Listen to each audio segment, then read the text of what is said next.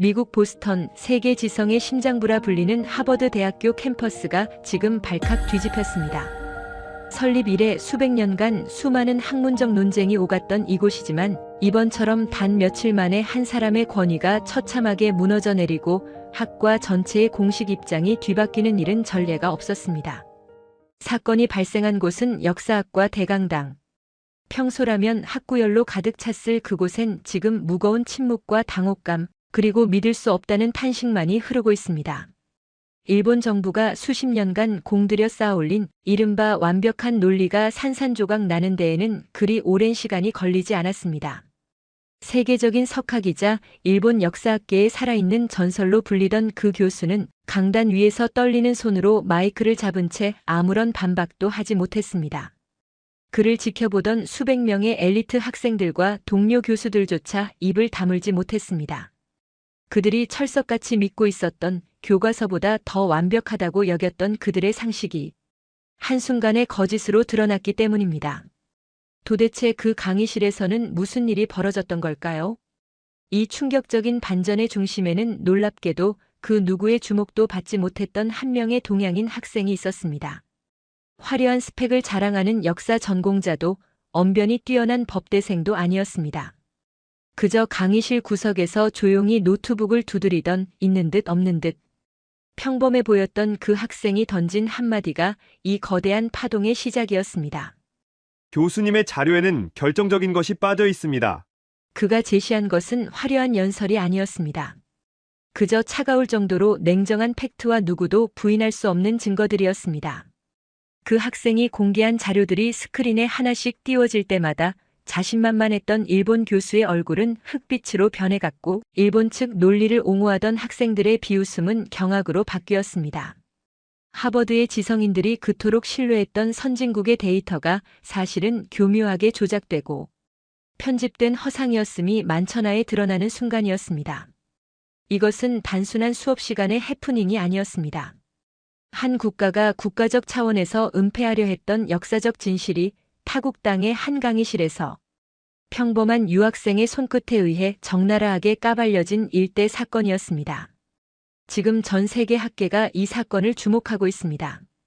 일본 측은 당혹감을 감추지 못하며 기사화를 막으려 애쓰고 있지만 이미 진실은 걷잡을 수 없이 퍼져나가고 있습니다. 과연 그 평범한 학생은 어떻게 세계적인 석학의 논리를 무너뜨릴 수 있었을까요? 그리고 그가 찾아낸 일본이 그토록 감추고 싶어 했던 결정적 증거의 정체는 무엇일까요? 이 이야기는 단순히 통쾌한 승리의 기록이 아닙니다. 거짓에 맞서 진실을 지켜낸 한 사람의 위대한 용기에 관한 이야기입니다. 이 놀랍고도 가슴 벅찬 이야기의 전말을 공개하기 전 진실의 힘을 믿으신다면 좋아요와 구독을 눌러주세요. 여러분의 작은 응원이 진실을 알리는데 큰 힘이 됩니다. 그날 새벽 저는 여느 때와 다름없이 무거운 가방을 메고 하버드 야드로 향하고 있었습니다. 쌀쌀한 가을바람이 불어오던 그날 캠퍼스의 풍경은 평화로워 보였지만 제 마음 한구석은 답답함으로 꽉 막혀 있었습니다. 그때까지만 해도 저는 꿈에도 몰랐습니다. 오늘 제가 강의실에서 목격하게 될 장면이 제 인생을, 아니 우리 모두의 생각을 송두리째 바꿔놓게 될 줄은 말입니다. 가을 학기가 시작된 지 얼마 되지 않은 9월의 어느 날이었습니다. 캠퍼스 곳곳은 붉게 물든 단풍과 학생들의 활기찬 열기로 가득했지만 하버드 에머슨 홀 3층 강의실의 공기는 유독 차갑고 날카로웠습니다. 저는 역사학 전공 필수 과목인 동아시아 해양사 강의를 듣기 위해 복도를 걸어가고 있었습니다. 당시 이 수업은 수강 신청 전쟁이라고 불릴 만큼 인기가 높았는데 그 이유는 단 하나였습니다. 바로 일본에서 초빙된 석학 오카다 히로시 교수 때문이었습니다. 그는 도쿄대 명예교수이자 국제해양법 학회에서 가장 영향력 있는 인물 중 한 명으로 그의 강의를 듣는다는 것 자체가 하버드생들에게는 일종의 특권처럼 여겨졌습니다. 강의실 문을 열고 들어서자 이미 빈자리를 찾기 힘들 정도로 학생들이 꽉 차 있었습니다. 벽면에는 고풍스러운 액자들이 걸려 있었는데 가까이 다가가 보니 17세기 네덜란드 동인도 회사가 제작한 항해도부터 영국, 해군이 그린 정교한 해도까지 바다를 지배했던 제국들의 역사가 고스란히 담겨 있었습니다. 저는 창가 쪽 구석에 자리를 잡았습니다. 제 옆에는 런던에서 온 유학생 소피가 앉아 있었고 앞줄에는 평소 일본 문화에 심취해 있던 일본계 미국인 친구 유타가 앉아 있었습니다. 유타는 저를 보자마자 흥분된 목소리로 속삭였습니다. 이든 오카다 교수님 수업이라니 믿기지 않아.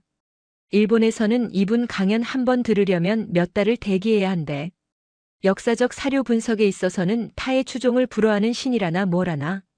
그때 강의실 앞문이 열리고 묵직한 구두 소리와 함께 오카다 교수가 들어왔습니다.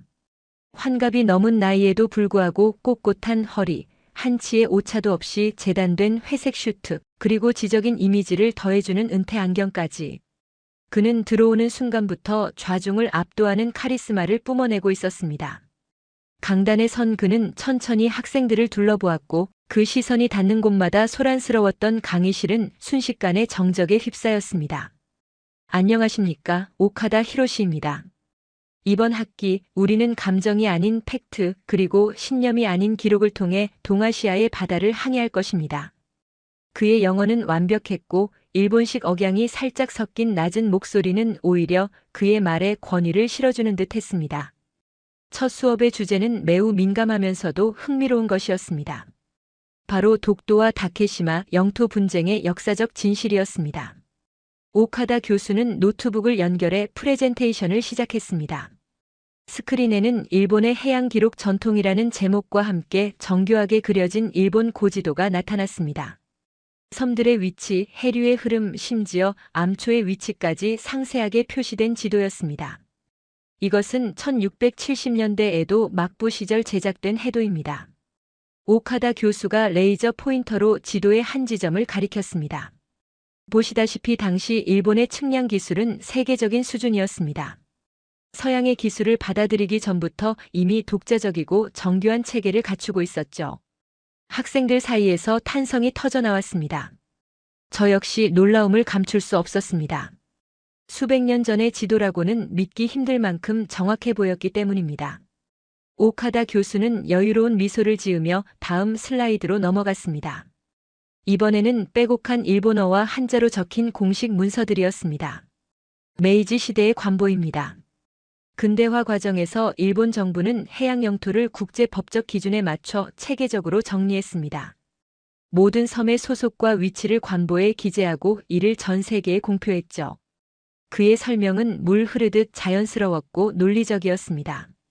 그는 잠시 말을 멈추더니 안경을 치켜 올리며 학생들을 응시했습니다. 그리고 나지막이 덧붙였습니다. 반면 한국의 경우는 다소 상황이 다릅니다. 강의실의 공기가 미묘하게 변했습니다. 오카다 교수는 계속해서 말을 이었습니다. 한국도 물론 주장을 하고 있습니다. 하지만 안타깝게도 그들의 주장은 대부분 구전되거나 모호한 옛 기록에 의존하고 있습니다. 무엇보다 가장 큰 문제는 그들의 접근 방식이 지나치게 감정적이라는 점입니다. 감정적이라는 단어가 강의실에 울려 퍼지자 몇몇 학생들이 고개를 끄덕였습니다. 평소 뉴스에서 보던 머리띠를 두르고 구호를 외치는 한국 시위대의 모습이 떠올랐기 때문일 겁니다. 학문은 객관적이어야 합니다. 민족주의나 애국심이 개입되는 순간 진실은 가려집니다. 우리는 철저하게 남아있는 기록과 증거로만 판단해야 합니다. 그의 말은 지독할 정도로 합리적으로 들렸습니다. 옆자리에 있던 소피가 조심스럽게 손을 들었습니다. 교수님, 그렇다면 한국 측 자료도 함께 비교해서 살펴볼 계획이신가요? 꽤 날카로운 질문이었습니다. 하지만 오카다 교수는 전혀 당황하지 않았습니다. 오히려 기다렸다는 듯 부드럽게 웃으며 대답했습니다. 좋은 질문입니다. 하지만 안타깝게도 한국 측 자료 중 상당수는 국제학계의 표준 검증을 통과하지 못했습니다. 1차 사료로서의 신뢰도에 문제가 있다는 뜻이죠. 그래서 이번 학기에는 이미 국제적으로 검증이 완료된 자료들을 위주로 수업을 진행할 예정입니다. 그의 대답은 단호했고 소피는 더 이상 질문하지 못하고 자리에 앉았습니다. 강의실 분위기는 이미 이성적인 일본 대 감정적인 한국이라는 프레임으로 굳어지고 있었습니다. 수업이 끝나갈 무렵 오카다 교수는 중요한 공지를 하나 띄웠습니다. 다음 주 대강당에서 공개 콜로키엄을 진행합니다. 주제는 동아시아 영토 분쟁의 종결입니다. 제가 수십 년간 연구하며 발굴한 결정적인 증거들을 공개할 예정이니 역사적 진실에 관심 있는 분들은 꼭 참석해 주시기 바랍니다. 수업이 끝나고 복도로 쏟아져 나온 학생들은 웅성거리며 방금 들은 강의에 대해 이야기꽃을 피웠습니다. 유타가 제 어깨를 치며 말했습니다. 봤지? 에이든. 역시 레전드야. 저 정도 디테일한 자료면 논쟁은 이미 끝난 거나 다름없어. 한국이 아무리 우겨봐야 팩트 앞에서는 소용없다니까. 저도 모르게 고개를 끄덕였습니다. 그렇네. 일본 기록이 저렇게까지 체계적인 줄은 몰랐어. 솔직히 좀 놀랐어. 소피도 거들었습니다. 나도 콜로키엄에 가봐야겠어. 도대체 그 결정적 증거라는 게 뭔지 궁금하잖아. 일주일은 빠르게 지나갔고 드디어 콜로키엄 당일이 되었습니다. 대강당 입구는 시작 전부터 인산인해를 이루고 있었습니다. 역사학과 학생들뿐만 아니라 법대생, 국제관계학 전공자들, 심지어 정장을 입은 외부 인사들까지 보였습니다. 소문에 의하면 워싱턴의 일본 대사관 관계자들과 케네디 스쿨의 교수들도 참석했다고 했습니다. 단순한 학교 행사가 아니라 사실상 일본의 입장을 대변하는 국제적인 학술 발표회나 다름없었습니다. 화려한 조명 아래 오카다 교수가 등장하자 우레와 같은 박수가 쏟아졌습니다. 그는 마치 개선장군처럼 당당하게 연단에 섰습니다. 오늘은 제가 지난 30년간의 연구를 집대성한 결과를 보여드리는 자리입니다. 이 자리에서 보여드릴 자료들은 독도, 아니 다케시마가 명백한 일본의 영토임을 증명하는 움직일 수 없는 증거들입니다.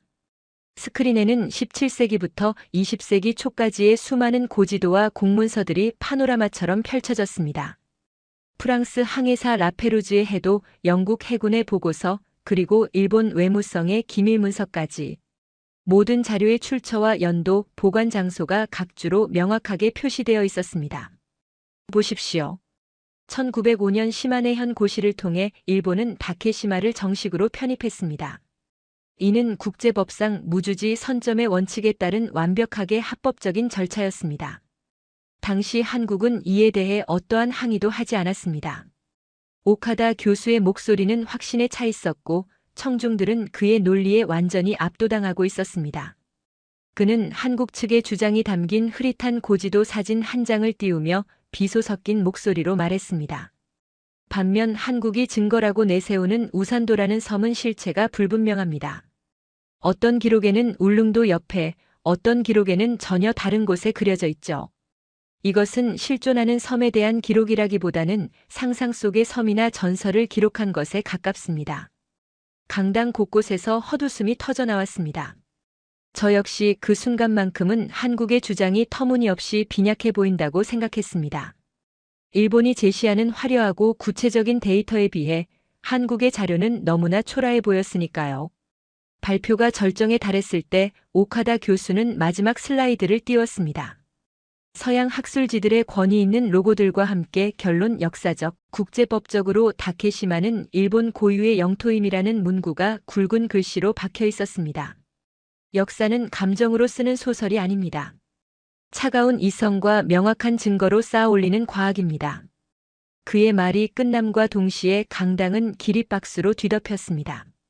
앞줄에 앉아있던 일본계 후원자들은 환호했고 유타는 제 옆에서 완벽해. 이건 압승이야. 라고 소리쳤습니다. 저도 얼떨결에 일어나 박수를 쳤지만 마음 한구석에는 묘한 찝찝함이 남아있었습니다. 정말 이렇게 일방적일 수가 있을까?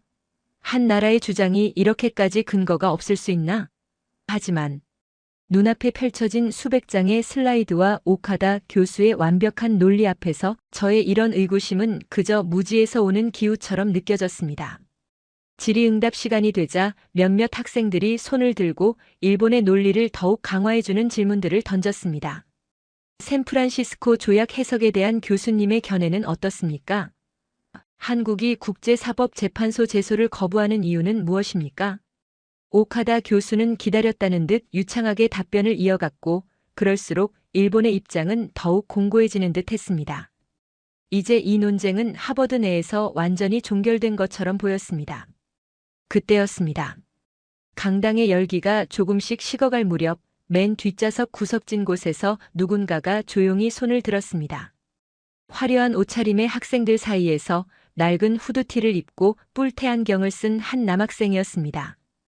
아무도 그를 주목하지 않았지만 그는 끈질기게 손을 내리지 않았습니다. 사회자가 마지못해 그를 지목했을 때 그가 자리에서 일어났습니다. 왜소한 체격에 긴장한 듯 보였지만 그의 눈빛만큼은 이상할 정도로 또렷하게 빛나고 있었습니다. 제 이름은 이재민입니다. 공과대학 박사과정에 재학 중입니다. 그의 목소리는 크지 않았지만 묘하게 떨림이 없었습니다. 교수님의 발표 잘 들었습니다. 완벽해 보이더군요. 하지만 재민이라는 학생은 잠시 숨을 고르더니 오카다 교수를 똑바로 응시하며 말을 이었습니다. 교수님께서 방금 보여주신 그 완벽한 자료들 속에 결정적인 페이지가 하나 빠져 있다는 사실을 알고 계십니까? 순간 강당에 찬물을 끼얹은 듯한 정적이 흘렀습니다. 단상 위에 서 있던 오카다 교수의 눈썹이 꿈틀거렸습니다. 결정적인 페이지가 빠져 있다니 그게 무슨 소리입니까? 오카다 교수의 목소리에는 불쾌함이 역력했습니다. 수백 명의 시선이 일제히 그 남학생, 재민에게 꽂혔습니다. 보통의 학생이라면 그 살벌한 분위기에 위축되어 말을 더듬거나 자리에 앉아버렸겠지만 그는 조금도 물러서지 않았습니다. 오히려 차분하게 자신의 가방에서 낡은 태블릿 PC를 꺼내 들었습니다. 교수님께서 방금 보여주신 1877년 태정관 지령 문서 말입니다. 스크린에는 그 문서의 첫 페이지만 띄우셨더군요. 하지만 그 문서의 핵심은 부속 지도와 함께 첨부된 지시문에 있습니다. 재민의 손가락이 태블릿 화면을 가리켰습니다. 일본의 최고 행정기관이었던 태정관이 죽도울릉도와 일도독도는 본국 일본과 관계가 없다고 명확히 결론 내린 그 문장, 왜 발표에서는 쏙 빼놓으셨습니까? 강당이 술렁이기 시작했습니다. 태정관 지령? 본국과 관계가 없다? 생전 처음 들어보는 이야기에 학생들은 서로 얼굴을 쳐다보며 수군거렸습니다. 오카다 교수의 얼굴이 불그락푸르락해졌습니다. 그는 헛기침을 하며 마이크를 고쳐 잡았습니다. 자네 지금 역사학적 맥락을 전혀 이해하지 못하고 있군. 그 문서는 당시 행정적인 착오가 있었던 것으로 이미 학계에서 결론난 사안이네. 게다가 자네 전공이 공학이라고 했나? 사료 해석은 엔지니어의 계산기와는 다른 차원의 문제야. 오카다 교수는 노골적으로 그를 무시하며 비꼬았습니다. 앞줄에 앉아있던 일본계 학생 몇몇이 킥킥거리며 비웃음을 터뜨렸습니다. 역시 한국인은 감정적이야. 전공도 아닌데 어디서 인터넷 찌라시 같은 걸 보고 와서 따지는 꼴이라니. 제 옆에 유타가 혀를 차며 중얼거렸습니다. 하지만 재민은 오카다 교수의 인신공격에 흔들리지 않았습니다. 오히려 더 냉정하게 되물었습니다.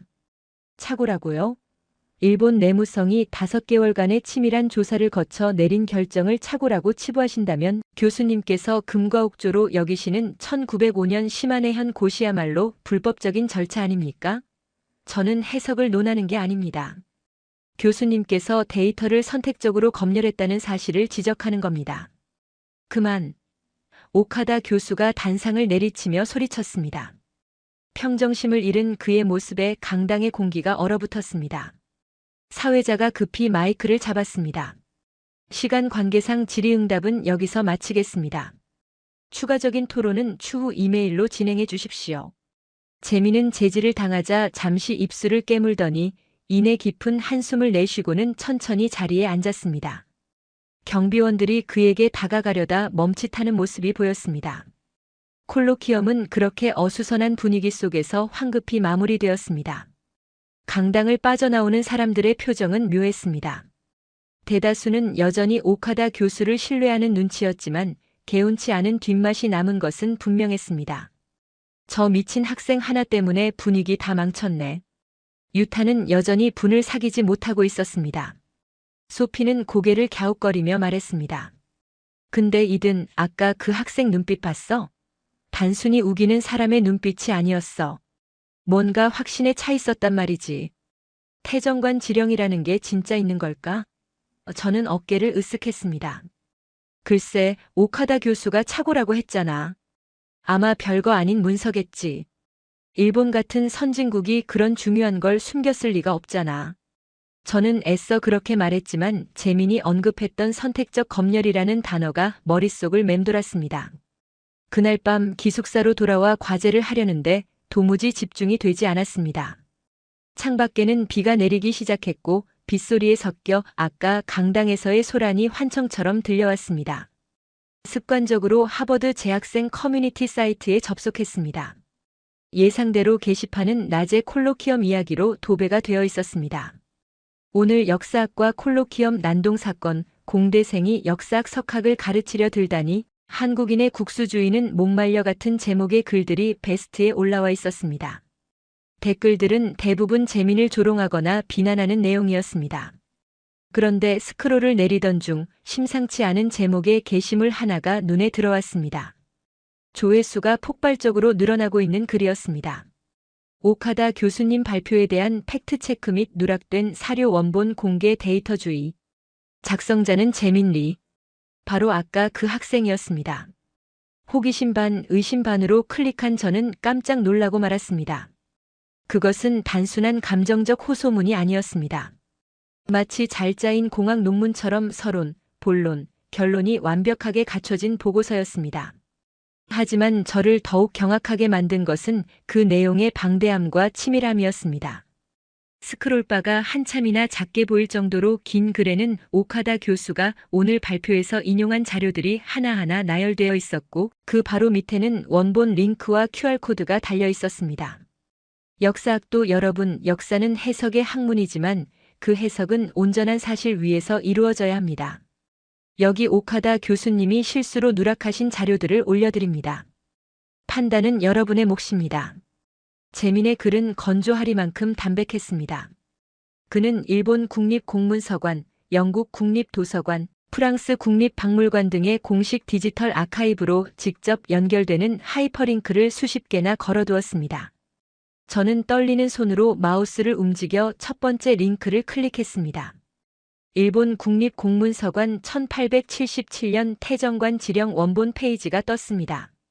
일본어를 읽지 못하는 학생들을 위해 재민은 친절하게도 구글 번역기 API를 연동해 실시간으로 원문이 영어로 번역되도록 세팅해 두었습니다. 화면에 뜬 고문서의 이미지를 확대해 보았습니다. 붉은색 관인이 찍힌 낡은 종이 위로 선명한 한자가 보였습니다. 그리고 그 옆에 번역된 문장은 재민의 말과 정확히 일치했습니다. 죽도울릉도 왜 일도독도의 건에 대해서는 본방일보는 관계가 없음을 명심할 것. 머리를 한 대 얻어맞은 것 같은 충격이었습니다. 오카다 교수는 분명 이 문서를 착오라고 치부하며 넘어갔습니다. 하지만 이것은 단순한 메모가 아니었습니다. 당시 일본의 최고 권력 기관이 내린 공식적인 행정명령서였습니다. 이것뿐만이 아니었습니다.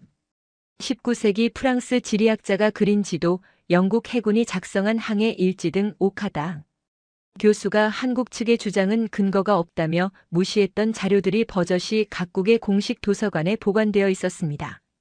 재민은 그저 주장을 한 것이 아니라 전 세계에 흩어져 있는 디지털 증거들을 한 곳에 모아 하버드라는 거대한 법정에 제출한 것이나 다름없었습니다.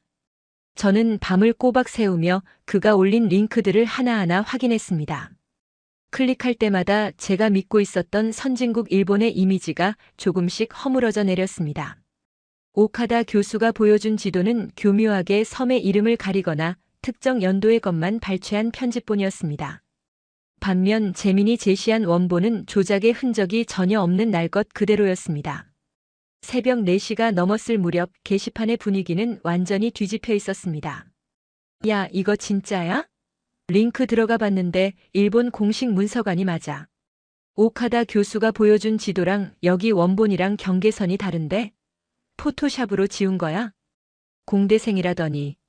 데이터를 다루는 방식이 미쳤어. 이건 반박이 불가능한 수준이야. 조롱과 비난으로 가득 찼던 댓글창은 이제 충격과 의심 그리고 재민에 대한 경이로움으로 바뀌고 있었습니다. 아침이 밝아올 무렵 제 룸메이트가 부스스한 얼굴로 일어났습니다. 그는 정치학을 전공하는 친구였는데 밤새 켜져 있는 제 노트북 화면을 보더니 눈을 비비며 물었습니다. 이든 안 잤어? 뭘 그렇게 심각하게 보고 있는 거야? 저는 붉게 충혈된 눈으로 그를 바라보며 천천히 입을 열었습니다. 마크, 우리가 뭔가 단단히 속고 있었던 것 같아. 하버드 전체가 말이야. 그날 아침 캠퍼스의 공기는 어제와는 확연히 달라져 있었습니다. 학생들은 삼삼오오 모여 스마트폰을 들여다보고 있었고 도서관의 컴퓨터실은 재민이 올린 자료를 확인하려는 학생들로 만석이었습니다. 식당에서 만난 소피는 창백한 얼굴로 제게 다가왔습니다.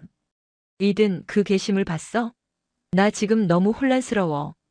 우리 지도 교수님도 아까 수업 시간에 그 이야기를 하시더라. 이거 단순한 해프닝으로 끝날 것 같지 않아. 하지만 이것은 시작에 불과했습니다. 재민이 던진 작은 돌멩이는 이제 거대한 파도가 되어 오카다 교수의 상아탑을 덮치려 하고 있었습니다.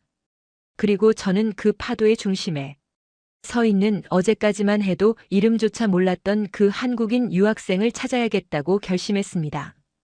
그가 가진 진실이 이것 말고도 더 있을 거라는 확신이 들었기 때문입니다. 도서관 3층 구석, 공대생들이 주로 쓰는 코딩룸. 저는 그곳으로 발걸음을 옮겼습니다. 하버드 공학관 3층, 코딩룸의 무거운 철문을 열었을 때 저는 마치 다른 차원의 세계로 들어온 듯한 기분을 느꼈습니다. 역사학과 건물이 오래된 책 냄새와 먼지 쌓인 나무 바닥의 고풍스러움을 간직하고 있다면 이곳은 윙윙거리는 서버의 팬 소리와 수십 개의 모니터가 내뿜는 푸른 빛으로 가득한 차가운 이성의 공간이었습니다.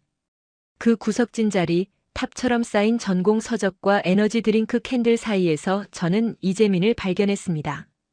그는 후드 모자를 뒤집어 쓴 채 타닥거리는 기계식 키보드 소리에 맞춰 춤을 추듯 빠르게 손가락을 움직이고 있었습니다. 저기, 재민 씨 맞으시죠?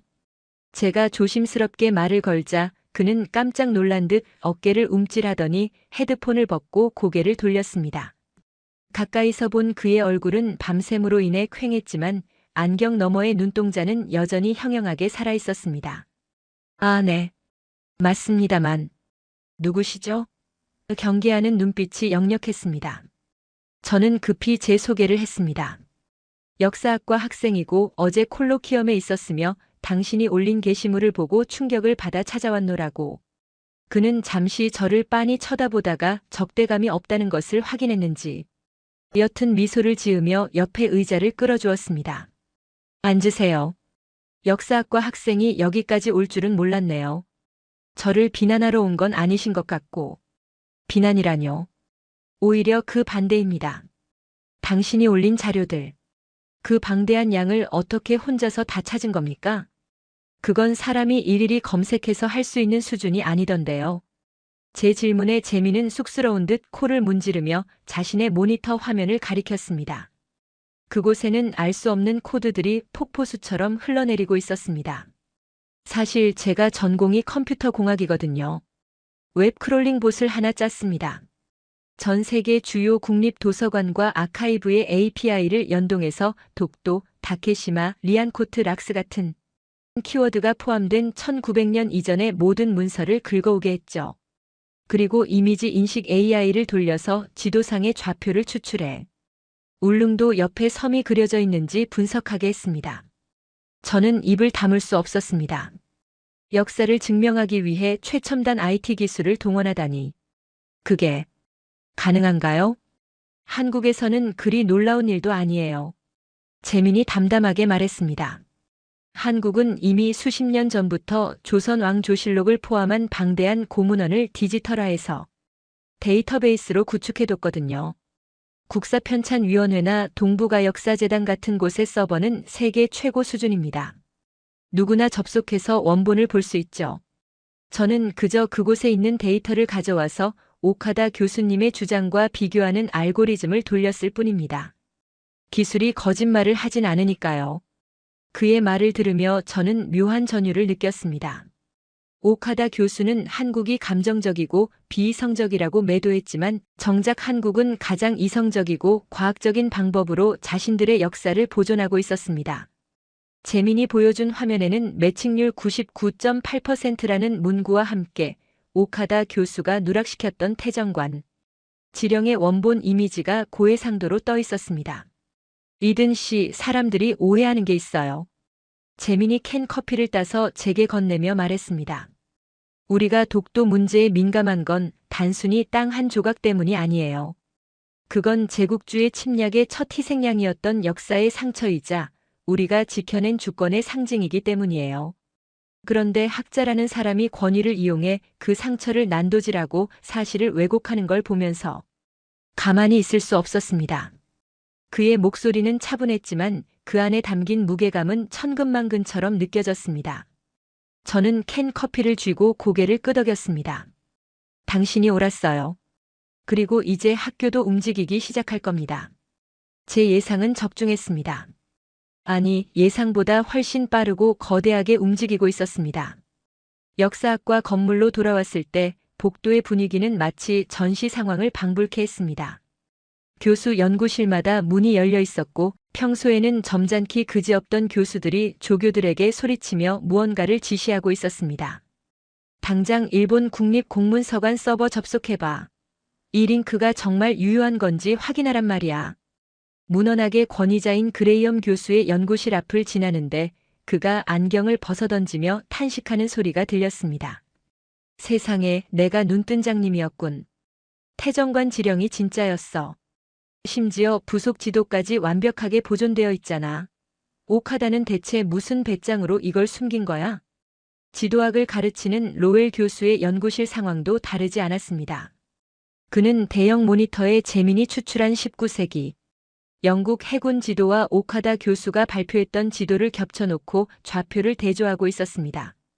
오차 범위 0.01도 이내. 이건 같은 지도야. 그런데 오카다의 자료에는 섬의 이름이 지워져 있어. 이건 명백한 데이터 조작, 패브리케이션이야. 로웰 교수의 얼굴은 배신감으로 붉게 달아올라 있었습니다. 학자들에게 있어 데이터 조작은 사형 선고나 다름없습니다. 차라리 해석의 오류라면 학문적 논쟁으로 끝날 수 있지만 존재하는 사료를 의도적으로 은폐하거나 변조하는 것은 연구 윤리의 가장 밑바닥을 건드리는 행위였기 때문입니다. 재민의 팩트체크 보고서는 하버드 교수들의 자존심을 건드렸습니다. 그들은 자신들이 권위에 눈이 멀어 검증을 소홀히 했다는 사실에 부끄러워했고 그 부끄러움은 곧 진실을 밝혀내려는 집단적인 열기로 변모했습니다. 오후가 되자 학과 사무실 게시판에 긴급 공지가 붙었습니다. 긴급 오카다 히로시 교수 발표 관련 사료 검증을 위한 비공개 교수 회의 소집. 학생들 사이에서는 이미 소문이 파다하게 퍼졌습니다. 야, 들었어? 교수님들이 TF 태스크포스 팀 꾸렸대. 그 한국인 학생이 제출한 코드가 스모킹 건결정적 증거이 됐다는 소문이 있어. 캠퍼스 잔디밭, 카페테리아, 도서관 할 것 없이. 모든 대화의 주제는 재민의 반격과 오카다의 추락이었습니다. 저는 유타를 찾았습니다. 그는 학생회관 구석진 소파에 파묻혀 스마트폰만 들여다보고 있었습니다. 유타. 제가 부르자 그는 힘없는 눈으로 저를 올려다봤습니다. 이든. 나 봤어. 재민이 올린 원본들. 그의 목소리는 갈라져 있었습니다. 일본어 원문을 읽어봤어. 내 눈으로 직접. 본방과 관계없다는 문장. 부정할 수가 없어. 내가 평생 배워온 교과서에는 단 한 번도 나오지 않았던 문장이야. 어떻게 이럴 수가 있지? 내 나라가 나를 속인 거야? 그의 혼란은 깊어 보였습니다. 믿음이 강했던 만큼 배신감도 컸을 테니까요. 저는 그의 어깨를 두드려 주었습니다. 내 잘못이 아니야, 유타. 감춰진 진실을 이제라도 알게 된 게 중요한 거지. 그때 제 휴대폰이 진동했습니다. 학과장 마틴 교수의 조교로부터 온 이메일이었습니다. 이든 학생, 내일 열릴 사료 검증 회의에 기록 조교로 참석해 줄 수 있겠나? 자네가 평소 중립적인 시각을 가지고 있다고 판단되어 추천했네. 보안 유지가 필수적이니 명심하게. 심장이 쿵쾅거리기 시작했습니다. 역사적인 순간의 한복판에 제가 증인으로 서게 된 것입니다. 다음 날 오후 2시 역사학과 대회의실. 무거운 마호가니 테이블을 중심으로 하버드 역사학과의 거물급 교수들이 모두 모였습니다. 학과장 마틴, 문헌학의 그레이엄, 지도학의 로웰, 그리고 국제법 전문가인 앤더슨 교수까지. 공기는 숨이 막힐 듯 팽팽했습니다. 그리고 테이블의 한쪽 끝에는 오카다 히로시 교수가 앉아 있었습니다. 불과 며칠 전만 해도 기세등등했던 그는 지금 핏기 없는 얼굴로 굳게 담은 입술을 하고 있었습니다. 반대편 끝에는 재민이 앉아 있었습니다. 낡은 후드티 대신 깔끔한 셔츠를 입었지만 그의 앞에는 여전히 그 낡은 노트북이 놓여 있었습니다. 다윗과 골리앗의 싸움, 아니 진실과 권위의 마지막 대결이 시작되려 하고 있었습니다. 지금부터 오카다 교수의 발표 자료에 대한 1차 검증 회의를 시작하겠습니다. 마틴 학과장의 낮은 목소리가 회의실의 정막을 깼습니다. 이 자리는 재판장이 아닙니다. 오직 학문적 진실만을 논하는 자리입니다. 먼저 이 문제를 제기한 이재민 학생, 준비한 자료를 발표해 주십시오. 재민이 자리에서 일어나 프로젝터와 노트북을 연결했습니다. 화면에는 그가 코딩으로 정리한 타임라인별 한일 사료 교차 검증 데이터가 띄워졌습니다. 존경하는 교수님들, 저는 역사학자가 아닙니다. 그래서 저는 역사적 해석은 배제하고 오로지 데이터의 일관성에만 집중했습니다. 재민의 목소리는 차분했지만 힘이 있었습니다. 여기 보시는 그래프는 1400년대부터 1900년대까지 한국과 일본의 고문서에서 독도가 누구의 영토로 표기되었는지를 데이터화한 것입니다. 파란색 점은 한국 영토, 빨간색 점은 일본 영토로 표기된 문서입니다. 스크린에 나타난 그래프는 충격적이었습니다. 1905년 이전까지 그래프의 압도적인 다수는 파란색 점이었습니다. 빨간색 점은 거의 보이지 않거나 민간의 부정확한 기록뿐이었습니다. 그리고 여기 오카다 교수님이 인용하신 자료들의 원본 메타데이터를 보여드리겠습니다.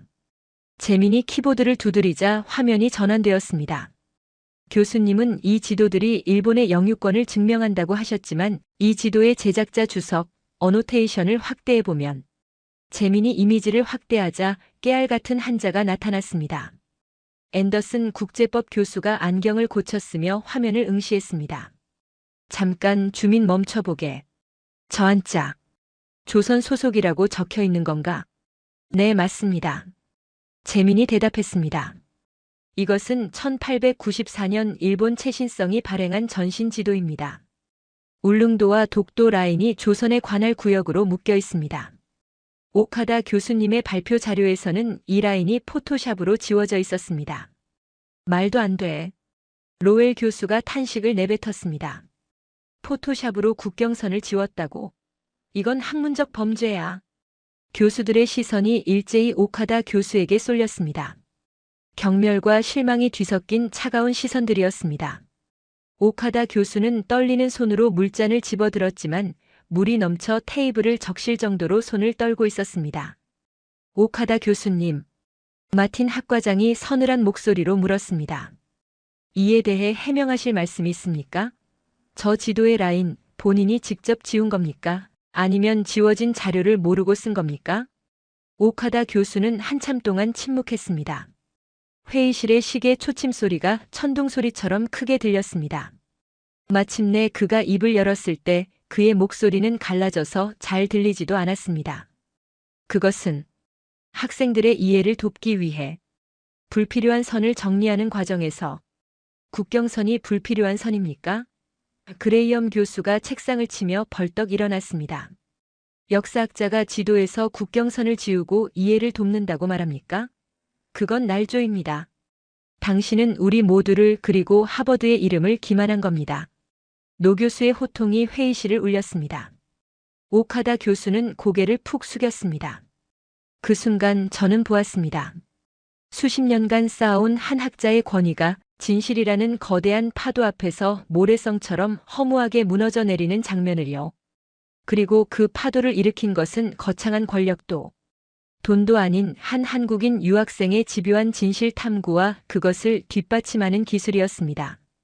하지만 재민은 승리감에 도취된 표정이 아니었습니다. 오히려 그는 슬픈 눈으로 무너진 노학자를 바라보고 있었습니다. 그것은 승자의 여유가 아니라 진실이 가려졌던 세월에 대한 안타까움처럼 보였습니다. 회의는 예상보다 길어졌습니다. 교수들은 재민이 가져온 237건의 교차 검증 데이터를 하나하나 뜯어보았고 볼 때마다 감탄과 분노를 동시에 터뜨렸습니다.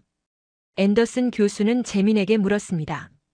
미스터 리, 자네는 이 자료를 정리하면서 어떤 생각이 들었나?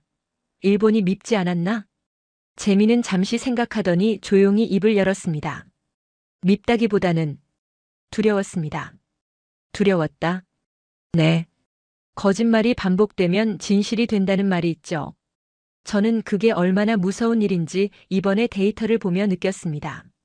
만약 디지털 아카이브가 없었다면, 만약 원본을 대조할 수 없었다면 우리 모두는 오카다 교수님의 말씀을 영원한 진실로 알고 살았겠죠. 제가 한 일은 일본을 미워하는 게 아니라 잊힐 뻔한 진실을 제자리에 돌려놓는 것뿐입니다. 그의 대답에 회의실은 숙연해졌습니다. 마틴 학과장은 안경을 벗어닦으며 고개를 끄덕였습니다. 자네 말이 맞네. 우리는 학자로서 가장 기본적인 의무를 잊고 있었어. 의심하고 검증하라. 자네가 우리에게 잊고 있던 교훈을 일깨워줬네.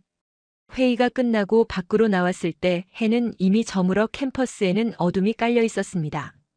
하지만 제 마음은 그 어느 때보다 밝고 선명했습니다. 저는 건물을 나서는 재민을 불러 세웠습니다. 재민 씨. 그가 뒤를 돌아보았습니다. 오늘 정말 대단했어요. 제가 본 것 중 가장 완벽한 프레젠테이션이었습니다. 재민은 씩 웃으며 어깨를 으쓱했습니다. 아직 끝난 게 아니에요. 이제부터가 진짜죠. 하버드가 공식적으로 인정하게 만들어야 하니까요. 그의 말대로였습니다. 이날의 비공개 회의는 끝이 아니라 시작이었습니다. 교수들은 이제 각자의 이름을 걸고 진실을 밝히기 위한 공식 보고서 작업에 착수하기로 결의했으니까요. 그리고 저는 그 역사적인 보고서가 완성되는 과정을 가장 가까이서 지켜보게 될 터였습니다. 하지만 그때는 몰랐습니다. 오카다 교수가 마지막 발악으로 어떤 카드를 꺼내들지, 그리고 일본 정부가 이 사태를 막기 위해 하버드에 어떤 압력을 가해올지 말입니다. 폭풍 전야의 고요함, 그것이 바로 그날 밤의 하버드였습니다. 비공개 검증 회의가 끝난 다음 날 아침 하버드 캠퍼스에는 기묘한 긴장감이 감돌았습니다. 평소처럼 학생들이 오가는 평화로운 풍경이었지만 역사학과 건물 앞에는 낯선 검은색 세단 2대가 주차되어 있었습니다. 번호판을 확인한 저는 숨이 턱 막히는 것 같았습니다. 영사관 번호판이었습니다. 일본 정부가 움직이기 시작한 겁니다. 오카다 교수의 실수가 단순한 학문적 스캔들을 넘어 외교 문제로 비화될 조짐이 보였습니다. 건물 로비에서 마틴 학과장이 굳은 표정으로 양복을 입은 중년 남성들과 대화하는 모습이 목격되었습니다. 그들의 표정은 심각했고 간간히 들려오는 목소리에는 날이 서 있었습니다. 오후가 되자 캠퍼스 내에는 흉흉한 소문이 돌기 시작했습니다. 일본 측 재단에서 역사학과에 지원하던 연간 500만 달러의 연구 기금을 전면 재검토하겠다고 통보했대. 소피가 겁에 질린 표정으로 제게 전해준 말이었습니다. 오카다 교수를 징계하면 하버드와의 모든 파트너십을 끊겠다고 협박하고 있나 봐. 학교 측에서도 난처한 입장이라 어쩌면 이번 일이 조용히 덮일 수도 있다는 얘기가 있어. 가슴이 철렁 내려앉았습니다. 아무리 명백한 증거가 있어도 거대 자본과 정치 논리 앞에서는 진실도 힘을 잃는 경우를 우리는 역사 속에서 수없이 봐왔기 때문입니다. 만약 하버드가 돈 때문에 침묵을 선택한다면 재민이 밤새워 밝혀낸 그 진실들이 다시금 어둠 속에 묻혀버린다면 생각만 해도 끔찍했습니다. 저는 답답한 마음에 도서관으로 향했습니다. 재민은 여전히 그곳에 있었습니다. 하지만 그의 주변 분위기는 사뭇 달라져 있었습니다.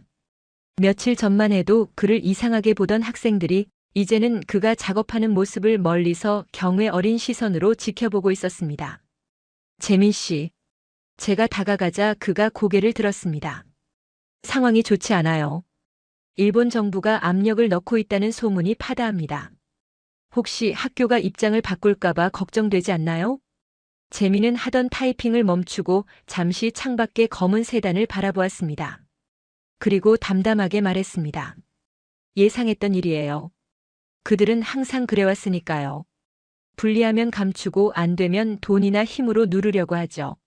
하지만 이든 씨, 이번엔 다를 겁니다. 어째서요? 하버드잖아요. 그리고 무엇보다 이미 판도라의 상자는 열렸으니까요. 그가 자신의 노트북 화면을 돌려주었습니다. 화면에는 그가 작성했던 팩트체크 보고서가 전 세계의 커뮤니티와 SNS로 퍼져나가는 현황이 실시간으로 표시되고 있었습니다. 레딧, 트위터, 유튜브를 넘어 이제는 유럽과 아시아의 주요 언론사들까지 이 사건을 주목하기 시작했다는 그래프였습니다. 진실은 이제 제 손을 떠났어요. 그리고 학교의 손도 떠났죠. 이미 전 세계가 지켜보고 있는데 하버드가 돈 몇 푼 때문에 명예를 버릴 수 있을까요? 저는 교수님들의 자존심을 믿습니다. 그의 말대로였습니다. 외부의 압력은 오히려 교수들의 잠자고 있던 학자적 양심을 건드리는 역효과를 낳았습니다. 다음 날 열린 긴급 교수회의 분위기는 격앙되어 있었습니다. 제가 조교로 참석해 회의록을 작성하는 동안 그레이엄 교수는 탁자를 치며 분노를 터뜨렸습니다. 기부금 철회? 하라고 하십시오. 우리가 일본의 돈을 받고 역사를 파는 장사꾼입니까? 만약 우리가 이 명백한 데이터 조작을 묵인한다면 하버드 졸업장과 역사학과의 간판은 휴지 조각이 될 겁니다. 나는 내 제자들에게 진실을 탐구하라고 가르칠 면목이 없습니다. 평소 온화하기로 유명했던 앤더슨 국제법 교수조차 강경했습니다. 이것은 단순한 실수가 아닙니다. 특정 국가의 이익을 위해 학문적 절차를 악용한 사례입니다. 우리가 여기서 물러선다면 앞으로 하버드에서 나오는 모든 연구 결과는 의심받게 될 겁니다. 우리가 지켜야 할 것은 500만 달러가 아니라 300년 넘게 지켜온 베리타스, 진리 하버드의 교훈 그 자체입니다. 마틴 학과장은 눈을 감고 교수들의 발언을 경청했습니다. 그의 어깨에는 학과의 운명과 거액의 예산, 그리고 학문적 정의라는 무거운 짐들이 올려져 있었습니다. 한참의 침묵 끝에 그가 눈을 떴습니다. 그리고 천천히 하지만 단호하게 입을 열었습니다. 좋습니다. 우리는 학자로서의 길을 갑니다. 일본 영사관과 재단 측에는 제가 직접 통보하겠습니다. 하버드의 커리큘럼과 연구 윤리는 외부 자본에 의해 좌우되지 않는다고 말입니다. 그리고 그는 잠시 뜸을 들이더니 저를 바라보며 지시했습니다. 이든 군, 내일 오전 10시. 대강당에서 공식 기자회견을 열겠네. 모든 학생과 언론에 공지하게. 우리 학과의 최종 입장을 발표하겠다고.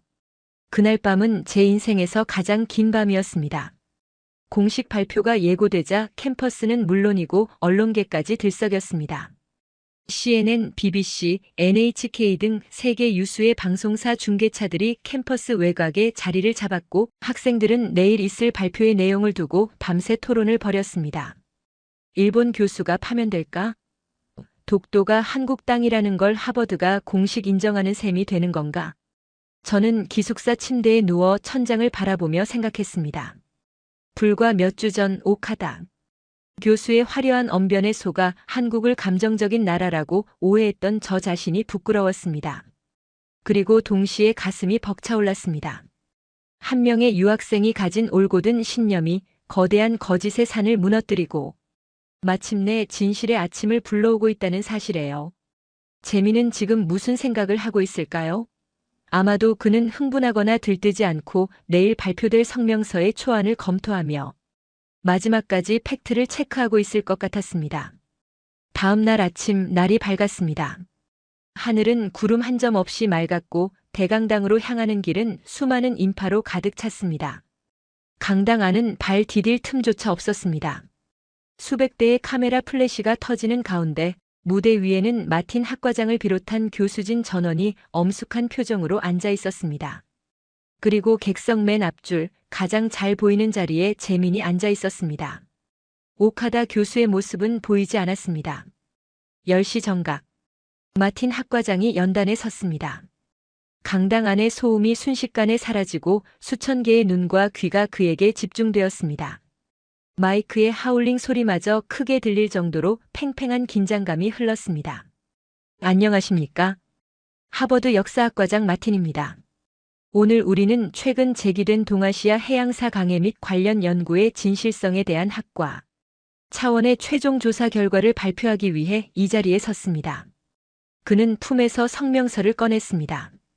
종이를 넘기는 소리가 강당의 정막을 갈랐습니다. 유타가 제 손을 꽉 잡았습니다. 그의 손은 축축하게 젖어 있었습니다. 우리 조사위원회는 이재민 학생이 제출한 237건의 사료와 오카다 히로시 교수의 연구 자료를 정밀 대조했습니다. 그 결과 마틴 학과장이 잠시 말을 멈추고 좌중을 둘러보았습니다. 그리고 힘있는 목소리로 선언했습니다. 오카다 교수의 연구에서 의도적인 자료 누락, 데이터 변조, 그리고 심각한 번역 왜곡이 다수 발견되었습니다.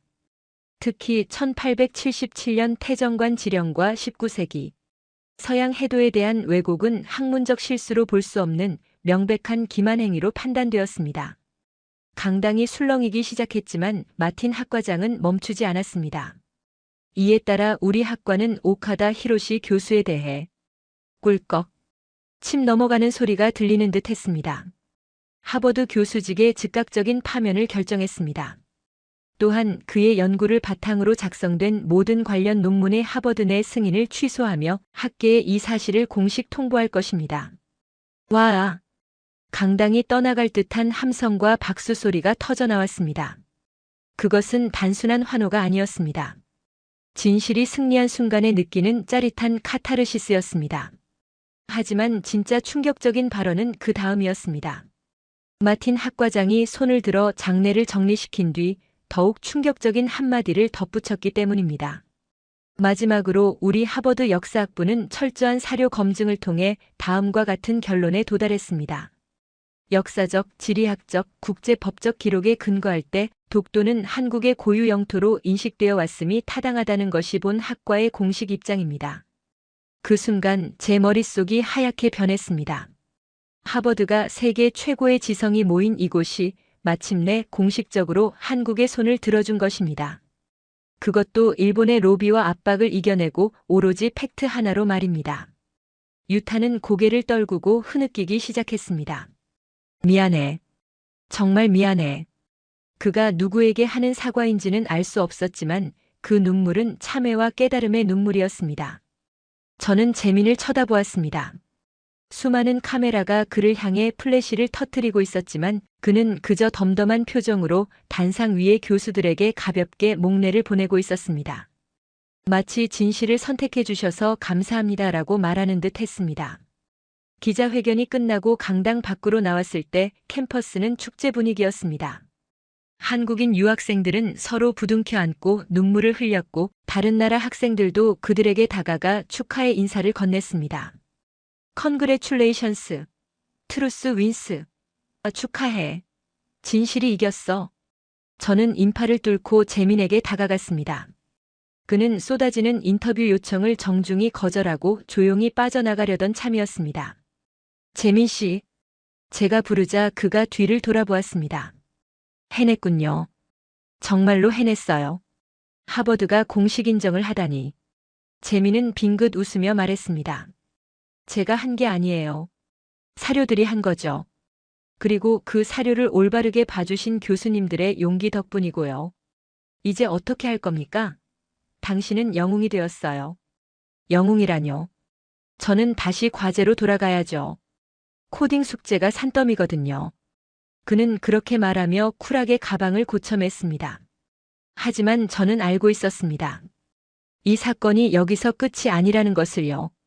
오카다 교수는 파면되었지만 일본 정부는 이 결과를 절대 순순히 받아들이지 않을 것입니다. 그리고 무엇보다 파면된 오카다 교수가 마지막으로 학생들에게 하고 싶은 말이 있다며 공개 사과 및 고별 강연을 요청했다는 소식이 들려왔습니다. 패배자의 변명일까요? 아니면 진심 어린 참회일까요? 모두가 그 마지막 자리를 주목하고 있었습니다. 그리고 그 자리에서 재민은 오카다 교수에게 마지막으로 건넬 말이 있다고 했습니다. 오카다 히로시 교수의 마지막 고별 강연이 열리던 날 하버드 하늘은 무심하게도 눈이 시리도록 푸르렀습니다. 파면이 결정된 교수가 강단에 다시 선다는 것은 전례가 없는 일이었지만 학교 측은 그의 마지막 요청을 받아들였습니다. 그것은 학자로서의 최소한의 배려이자 이 거대한 소동을 매듭짓기 위한 일종의 의식과도 같았습니다. 대강당은 다시 한번 사람들로 가득 찼지만 며칠 전의 기자회견 때와는 공기가 달랐습니다. 분노나 환호 대신 무겁고 차분한 침묵만이 감돌고 있었습니다. 저와 유타는 중간쯤 자리에 앉았고 재민은 여전히 뒷자리에 조용히 자리 잡고 있었습니다. 오카다 교수가 들어왔습니다. 항상 입던 날 선 슈트 대신 다소 헐렁해진 재킷을 걸친 그는 며칠 사이에 10년은 늙어버린 듯 했습니다. 당당했던 걸음걸이는 사라지고 어깨는 축 처져 있었습니다. 그가 단상에 올라 마이크 앞에 섰을 때 미세한 잡음조차 들리지 않을 정도로 강당은 고요했습니다. 그는 한참 동안 아무 말 없이 청중을, 아니 허공을 응시했습니다. 그러다 떨리는 손으로 안경을 벗어 탁자에 내려놓고 천천히 입을 열었습니다. 오늘 저는 역사를 가르치기 위해 이 자리에 선 것이 아닙니다. 그는 갈라진 목소리로 말했습니다. 저는 오늘 학자가 어떻게 타락할 수 있는지 그 부끄러운 표본을 보여드리기 위해 섰습니다. 오카다 교수는 깊은 한숨을 내쉬었습니다. 여러분, 저는 알고 있었습니다. 태정관 지령이 존재한다는 것을, 그리고 서양의 고지도가 무엇을 가리키는지 저는 처음부터 알고 있었습니다. 강당 곳곳에서 낮은 탄식이 흘러나왔습니다. 알면서도 모른 척했다는 그의 고백은 실수라고 믿고 싶었던 마지막 기대조차 무너뜨리는 것이었습니다. 왜 그랬냐고 묻고 싶으실 겁니다. 그는 씁쓸한 미소를 지었습니다. 두려웠기 때문입니다. 내 조국이 틀렸다는 것을 인정하는 것이, 내가 평생 쌓아온 학문적 성과가 부정당하는 것이 죽기보다 두려웠습니다. 그래서 저는 데이터를 외면하고 제 입맛에 맞는 것들만 골라 거짓된 성을 쌓았습니다. 나는 진실을 탐구하는 학자가 아니라 국가라는 거대한 권력에 기생하는 기술자에 불과했습니다. 그는 고개를 들어 재민이 앉아있는 뒤쪽을 바라보았습니다. 그의 눈시울이 붉어져 있었습니다. 이재민 학생, 어디 있습니까? 사람들의 시선이 일제히 재민에게 쏠렸습니다. 재민이 천천히 자리에서 일어났습니다. 오카다 교수는 단상 옆으로 걸어나와 재민을 향해 허리를 90도로 깊이 숙였습니다. 그것은 일본인이 할 수 있는 가장 정중하고 뼈아픈 사과였습니다. 미안합니다. 당신의 그 작은 노트북이, 낡은 태블릿 PC가 나를 부끄럽게 만들었습니다. 하지만 진심으로 고맙습니다. 당신 덕분에 저는 더 깊은 거짓의 늪에 빠지기 전에 멈출 수 있었습니다. 당신이 지켜낸 것은 단지 독도라는 섬이 아니라 학문의 양심이었습니다. 오카다 교수가 고개를 들었을 때 그의 볼에는 눈물이 흐르고 있었습니다. 재민은 잠시 그를 바라보더니 조용히 고개를 숙여 답례했습니다. 승자의 오만함도 패자에 대한 조롱도 없는 그저 인간 대 인간으로서의 담백한 인사였습니다. 그 장면은 제 뇌리에 깊이 박혔습니다. 진정한 승리는 상대를 짓밟는 것이 아니라 상대로 하여금 스스로 잘못을 인정하고 고개 숙이게 만드는 것임을 재민은 몸소 보여주고 있었습니다. 강의가 끝나고 오카다 교수가 퇴장하자 누구도 야유를 보내지 않았습니다. 그저 씁쓸한 박수 소리만이 그의 마지막 뒷모습을 배웅했습니다. 모든 것이 끝난 후 저는 재민을 기다렸습니다. 꼭 하고 싶은 말이 있었기 때문입니다. 유타는 차마 재민을 볼 면목이 없다며 먼저 기숙사로 돌아갔습니다. 건물 밖 벤치에 앉아 짐을 정리하고 있는 재민에게 다가갔습니다. 재민 씨. 제가 부르자 그가 고개를 들고 환하게 웃었습니다. 이든 씨, 끝까지 지켜봐줘서 고마워요. 제가 고개를 저었습니다. 아니요, 제가 고맙죠. 당신 덕분에 저는 진짜 역사가 무엇인지 배웠으니까요. 그런데 재민 씨, 저녁 같이 하실래요? 제가 사고 싶어요. 재민은 잠시 고민하더니 말했습니다. 좋아요.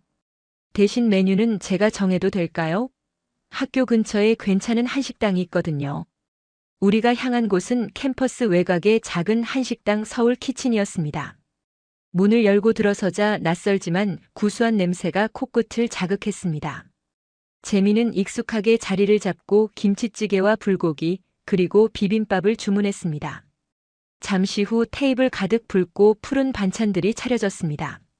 저는 뚝배기에서 보글보글 끓고 있는 붉은 국물을 보며 물었습니다.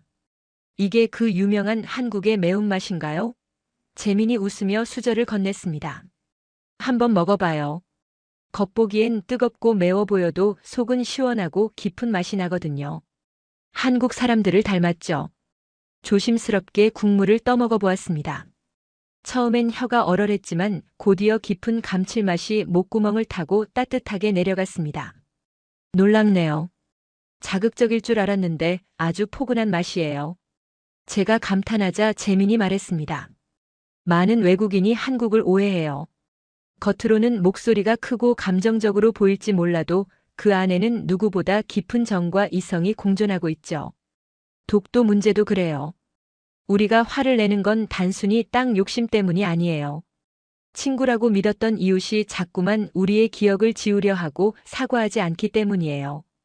우리는 진실된 사과 한마디면 용서할 준비가 되어 있는 민족이거든요. 그는 비빔밥을 쓱쓱 비벼 저에게 한 숟가락 덜어주었습니다. 이것 보세요. 밥, 나물, 고기, 고추장. 서로 다른 재료들이 섞여서 더 훌륭한 맛을 내잖아요. 저는 우리가 일본과도 이렇게 지낼 수 있다고 믿어요. 거짓을 걷어내고 진실 위에서 만난다면 말이죠. 그의 말을 들으며 저는 비빔밥을 입에 넣었습니다. 다채로운 맛이 입안에서 어우러지는 것을 느끼며 저는 비로소 재민이라는 사람을, 아니 한국이라는 나라를 이해할 수 있을 것 같았습니다. 그들은 결코 비이성적이거나 감정적인 사람들이 아니었습니다. 오히려 차가운 머리로 데이터를 관리하고 뜨거운 가슴으로 역사를 지키는 외유내강의 사람들이었습니다. 식사를 마치고 나오니 밤 공기가 차가웠지만 뱃속은 든든했습니다. 기숙사로 돌아가는 길 밤하늘에는 별이 쏟아지고 있었습니다. 재민 씨, 졸업하면 뭐 할 거예요? 제 질문에 그는 하늘을 올려다보며 말했습니다. 글쎄요. 일단은 더 공부해야죠. 하지만 언젠가는 한국의 역사를 전 세계에 알리는 디지털 아카이브를 만들고 싶어요. 누구나 접속해서 진실을 볼 수 있게요. 거짓말이 발붙일 곳이 없는 세상, 멋지지 않나요? 그의 눈은 밤하늘의 별보다 더 빛나고 있었습니다. 저는 확신했습니다.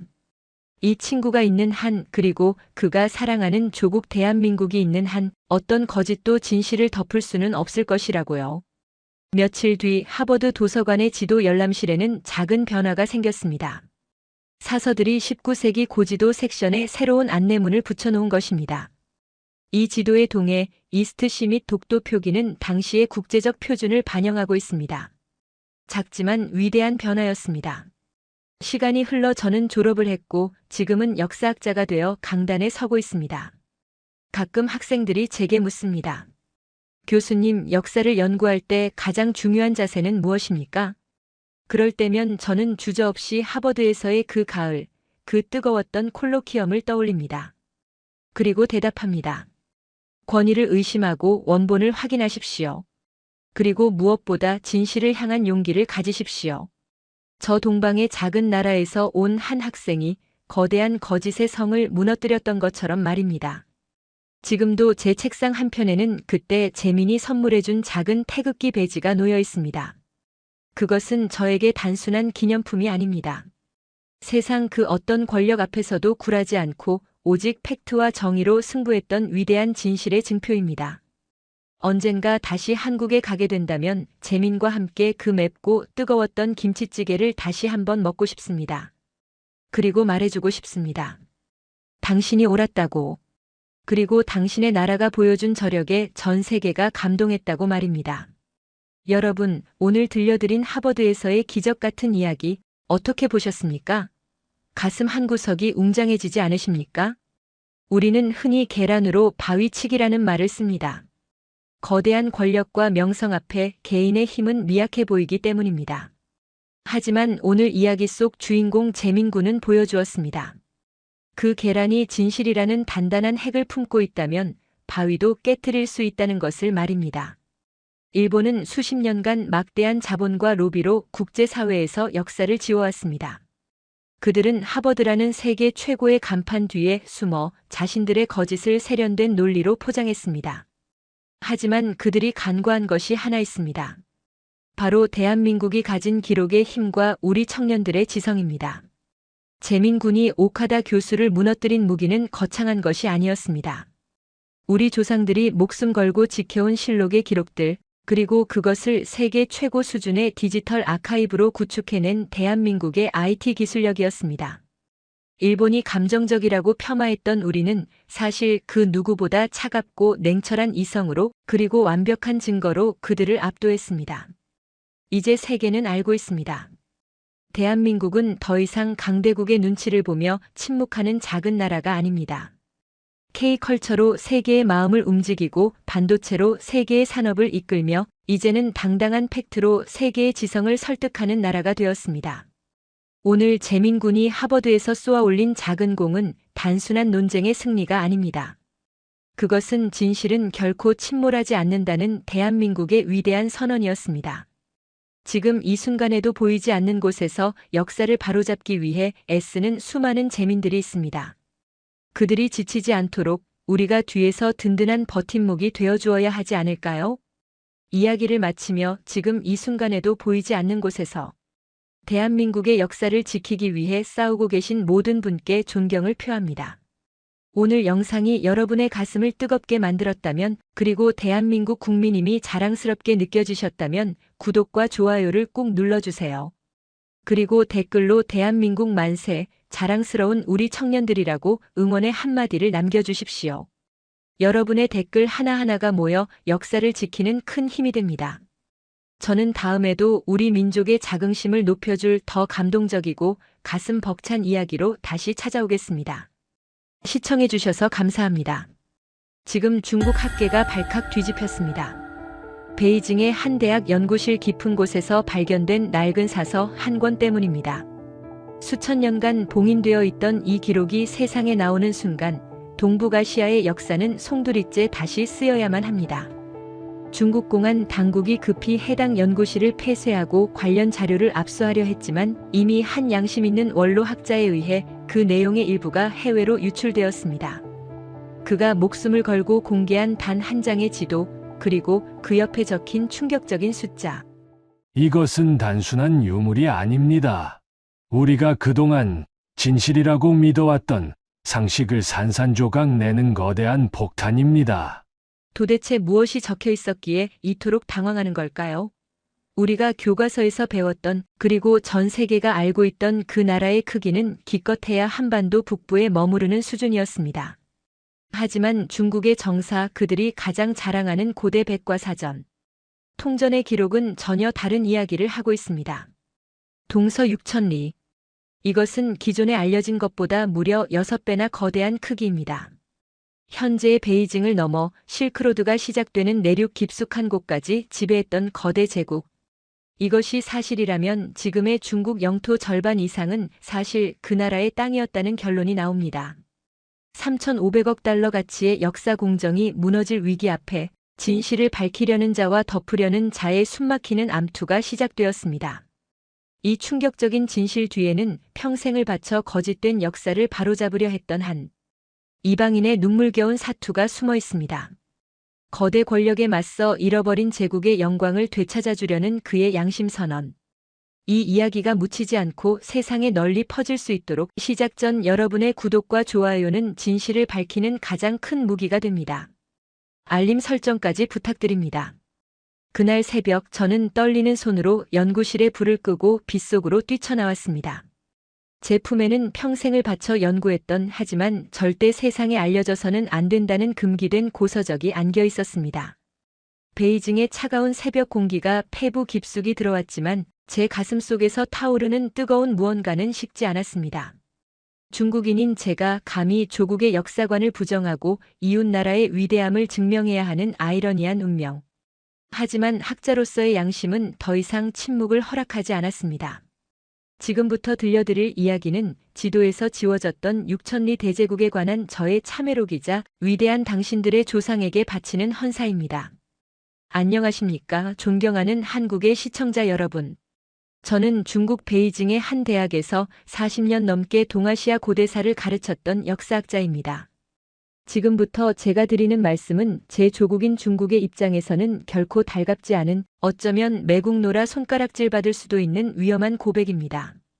하지만 저는 이제 살 날이 얼마 남지 않은 늙은 학자로서 마지막으로 역사 앞에 부끄럽지 않기 위해 이 펜을 들었습니다. 여러분은 혹시 학창시절 역사 시간에 고구려라는 나라를 어떻게 배우셨습니까? 아마도 한반도 북쪽과 만주 일부를 차지했던 용맹하지만 다소 변방에 치우친 국가로 기억하고 계실 겁니다. 사실 저 역시 그랬습니다. 아니, 더 정확히 말씀드리면 저는 평생 학생들에게 고구려는 중국의 지방 정권 중 하나였으면 그 영토는 보잘것없었다고 가르쳐왔습니다. 그것이 당의 지침이었고 학자로서 제가 살아남는 방법이었으니까요. 저희는 그것을 동북공정이라는 거창한 이름으로 포장했지만 실상은 거대한 역사를 지우고 축소하는 작업이었습니다. 몇 년 전 덥고 습한 베이징의 여름밤이었습니다. 저는 정부로부터 하달받은 비밀 프로젝트를 수행하기 위해 국가기록 보관소의 가장 깊숙한 지하 서고에 있었습니다. 저에게 주어진 임무는 수나라와 당나라 시기의 사료들을 검토하여 고구려가 중국의 속국이었다는 증거를 찾아내는 것이었습니다. 수만 권의 먼지 쌓인 고서들이 뿜어내는 퀴퀴한 곰팡이 냄새 속에서 저는 밤을 새워가며 책장을 넘겼습니다. 제 머릿속에는 오직 하나, 어떻게든 고구려를 작고 초라한 나라로 만들어야 한다는 강박뿐이었습니다. 그런데 작업을 시작한 지 며칠이 지났을 무렵 저는 당나라 시대의 대학자 두우가 편찬한 통전이라는 백과사전식 역사서를 펼치게 되었습니다. 워낙 방대한 양이라 평소에는 잘 들여다보지 않던 자료였지만 그날따라 낡은 책 등이 유난히 제 눈을 끌었습니다. 무심코 고구려에 관한 항목을 찾아 읽어내려가던 저는 갑자기 심장이 멎는 듯한 충격을 받았습니다. 제 눈을 의심하며 안경을 고쳐 쓰고 다시 봐도 그곳에는 분명히 이렇게 적혀 있었습니다. 수나라 때 고구려의 영토는 동서로 6,000리에 달했다. 6,000리. 저는 순간 숨이 턱 막혔습니다.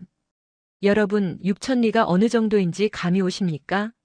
우리가 흔히 알고 있는 그리고 제가 평생 가르쳐왔던 고구려의 영토는 기껏해야 사방 1,000리 많아야 2,000리 정도였습니다. 그런데 6,000리라니요. 이건 단순히 숫자가 조금 다른 수준이 아니었습니다. 제가 알고 있던 상식보다 무려 6배나 더 거대한 크기였습니다. 저는 떨리는 손으로 옆에 놓인 현대식 지도를 끌어당겼습니다. 그리고 컴퍼스를 들어 6,000리의 거리를 계산해 보았습니다. 평양을 중심으로 서쪽으로 선을 그어 보았습니다. 컴퍼스의 끝은 요동반도를 지나고 산해관을 넘어 현재 중국의 수도인 베이징을 훌쩍 지나쳐 내륙 깊숙한 곳까지 뻗어나갔습니다. 이럴 수가. 말도 안 돼. 저도 모르게 입 밖으로 탄식이 흘러나왔습니다. 만약 이 기록이 사실이라면 고구려는 한반도 북부의 작은 나라가 아니었습니다. 동아시아를 넘어 유라시아 대륙의 심장부까지 장악했던 그야말로 초거대 제국이었다는 뜻이 됩니다. 처음에는 저 역시 이 기록을 애써 부정하려 했습니다. 두우가 실수했겠지. 옛날 사람들이 을에 그렇듯 과장을 섞었을 거야. 그렇게 스스로를 위로하며 책을 덮으려 했습니다. 하지만 학자의 양심이 저를 붙잡았습니다. 중국의 정사를 기록한 사관들은 결코 허투루 붓을 놀리는 법이 없습니다. 특히 지리와 영토, 거리에 관한 기록은 군사작전이나 조세 징수와 직결되는 문제였기에 병적일 정도로 정확함을 추구했습니다. 게다가 기록을 남긴 시점은 수나라와 당나라가 세계 최강의 제국으로 군림하던 시기입니다. 천하의 중심이라 자부하던 그들이 오랑캐라고 낮잡아 부르던 동쪽의 나라를 굳이 실제보다 6배나 부풀려 거대하게 기록할 이유가 어디 있겠습니까? 오히려 축소하면 축소했지 과장할 이유는 단 하나도 없었던 것입니다. 저는 식은땀을 흘리며 통전 외에 다른 사서들을 미친 듯이 뒤지기 시작했습니다. 구당서, 신당서, 그리고 잘 알려지지 않은 지방지들까지 모조리 찾아 읽었습니다. 그런데 놀랍게도 그 기록들은 하나같이 입을 모아 고구려를 대국이라 칭하고 있었습니다. 단순히 큰 나라라는 수사적 표현이 아니라 구체적인 수치와 지명들이 고구려의 강역이 우리가 아는 것보다 훨씬 서쪽, 즉 중국 내륙 깊숙한 곳까지 뻗어 있었음을 가리키고 있었습니다. 예를 들어 한나라 시대의 기록인 사기를 보면 고구려의 모본왕 시대에 고구려군이 북평, 어양, 상곡, 태원을 습격했다는 구절이 나옵니다. 여러분, 이곳들이 어디인지 아십니까? 바로 지금의 베이징 인근과 그 서쪽 지역들입니다. 한반도에만 갇혀있던 나라가 어떻게 수천 킬로미터 떨어진 베이징 서쪽까지 군대를 보내 습격할 수 있겠습니까? 그것도 일회성 약탈이 아니라 빈번하게 출몰하여 한나라가 골머리를 앓았다는 기록은 무엇을 의미할까요? 그것은 고구려와 그 지역 사이에 막힘없는 영토적 연결이 있었다는, 즉 고구려의 영향력이 이미 그곳까지 미치고 있었다는 강력한 증거였습니다. 그날 밤 저는 지하 서고의 차가운 바닥에 주저앉아 한참을 멍하니 허공만 바라보았습니다. 제가 평생 강단에서 학생들에게 가르쳤던 지도가 머릿속에서 산산이 조각나고 있었습니다. 저는 학생들에게 고구려는 중국의 지방 정권이었기에 중국사에 포함된다고 앵무새처럼 가르쳤습니다. 하지만 진실은 정반대였습니다. 고구려는 중국의 지방 정권이 아니라 중국의 심장부까지 위협하고 대등하게 경쟁했던, 아니 어쩌면 한때 중국의 상당 부분을 지배했던 대제국이었던 것입니다. 3,500억 달러라는 천문학적인 돈을 쏟아부으며 중국 정부가 왜 그토록 고구려 지우기에 집착하는지 그제야 저는 뼈저리게 이해할 수 있었습니다. 그들은 두려웠던 겁니다. 이 6,000리의 진실이 세상에 드러나는 순간 중화 문명이 동아시아의 유일한 지배자였다는 그들의 논리가 모래성처럼 무너져 내릴 테니까요. 하지만 이것은 시작에 불과했습니다. 고서적의 기록은 단지 서막일 뿐, 제가 찾아낸 더 구체적이고 충격적인 증거들이 저를 기다리고 있었습니다. 그것은 문자가 아니라 흙 속에 묻혀있던 물리적 증거들이었습니다. 기록은 조작할 수 있어도 땅이 기억하는 역사는 결코 거짓말을 하지 않더군요. 저는 다음 날 날이 밝자마자 짐을 꾸려 중국 내륙의 산서성으로 향하는 기차에 몸을 실었습니다. 그곳에는 고구려가 한반도의 나라가 아니었음을 증명하는 결정적인 유적들이 잠들어 있다는 소문을 확인해야만 했습니다. 과연 그곳에서 제가 마주한 것은 무엇이었을까요? 여러분이 상상조차 하지 못했던 베이징 서쪽 깊은 곳에서 발견된 고구려의 흔적. 그 놀라운 이야기를 계속 들려드리겠습니다. 그렇게 저는 충격과 혼란을 가득 안고 베이징을 떠나 서쪽으로 향했습니다. 기차가 덜컹거리는 소리에 맞춰 제 심장도 요동쳤습니다. 창밖으로 스쳐 지나가는 풍경은 황량한 황토 고원과 끝없이 펼쳐진 옥수수밭뿐이었습니다. 이곳은 산서성. 우리가 흔히 아는 고구려의 중심지인 평양이나 만주와는 수천 킬로미터나 떨어진 중국 문명의 발상지라 불리는 황하중류 지역입니다. 상식적으로 이곳에 고구려의 흔적이 있을 리 만무했습니다. 만약 있다면 그건 정말로 역사가 뒤집히는 일대 사건이 될 테니까요. 제가 도착한 곳은 산서성의 림퍼닌분이라는 작은 도시였습니다. 관광객은커녕 외지인의 발길조차 드문 이곳에 온 이유는 현지의 늙은 농부들 사이에서 떠도는 기묘한 소문 때문이었습니다. 산 너머에 가면 주인 없는 돌무덤들이 수천 개가 널려 있는데 그 모양이 우리 한족의 것이랑은 딴판이다. 라는 이야기였죠. 저는 현지 가이드를 섭외해 낡은 지프차를 타고 비포장도로를 달렸습니다. 흙먼지를 뒤집어쓰며 도착한 곳은 인적이 드문 산비탈이었습니다. 그리고 차에서 내린 순간 저는 제 눈을 의심할 수밖에 없었습니다. 눈앞에 펼쳐진 광경은 실로 압도적이었습니다. 완만한 경사면을 따라 수백, 아니 수천 개의 돌무덤들이 끝없이 이어져 있었습니다. 그것은 중국의 전통적인 봉분형 무덤인 흙무덤이 아니었습니다. 네모난 기단 위에 강돌을 차곡차곡 쌓아 올린 피라미드 형태, 바로 고구려 고유의 묘지 양식인 적석총이었습니다.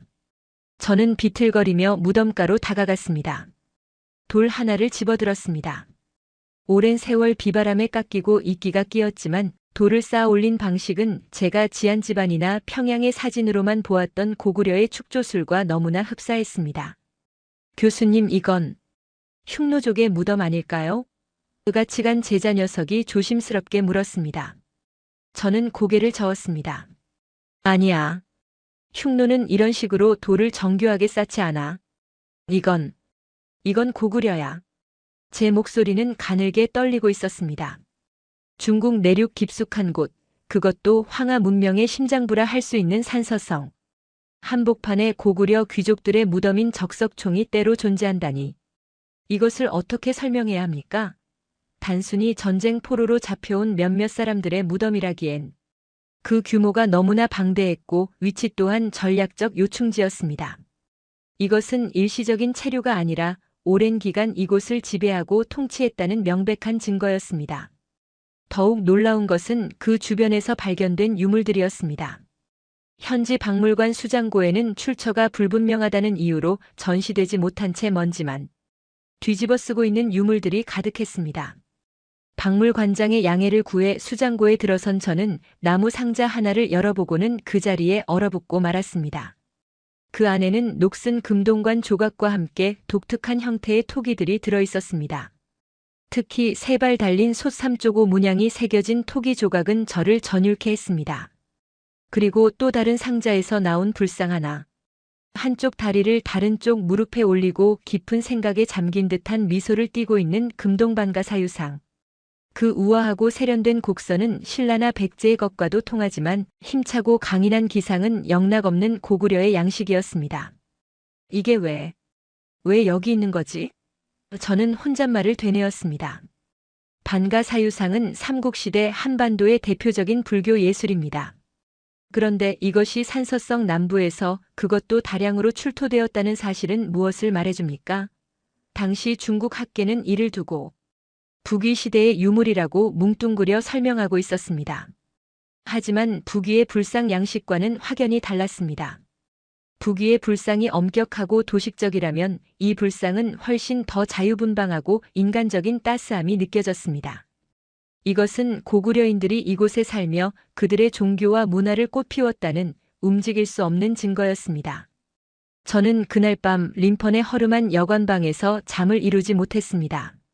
창밖에는 둥근 달이 떠 있었고 저는 달을 보며 생각에 잠겼습니다. 동서 6천리. 책 속에 죽어있던 그 글자가 살아서 제 눈앞에 춤을 추는 것 같았습니다. 산서성에 적석총이 있다는 것은 고구려의 영향력이 요동을 넘어 화북 지방까지 깊숙이 들어왔다는 뜻입니다. 지도를 펼쳐보았습니다. 평양에서 산서성까지의 거리, 그리고 산서성에서 더 서쪽으로 나아가면 닿게 되는 곳 감숙성.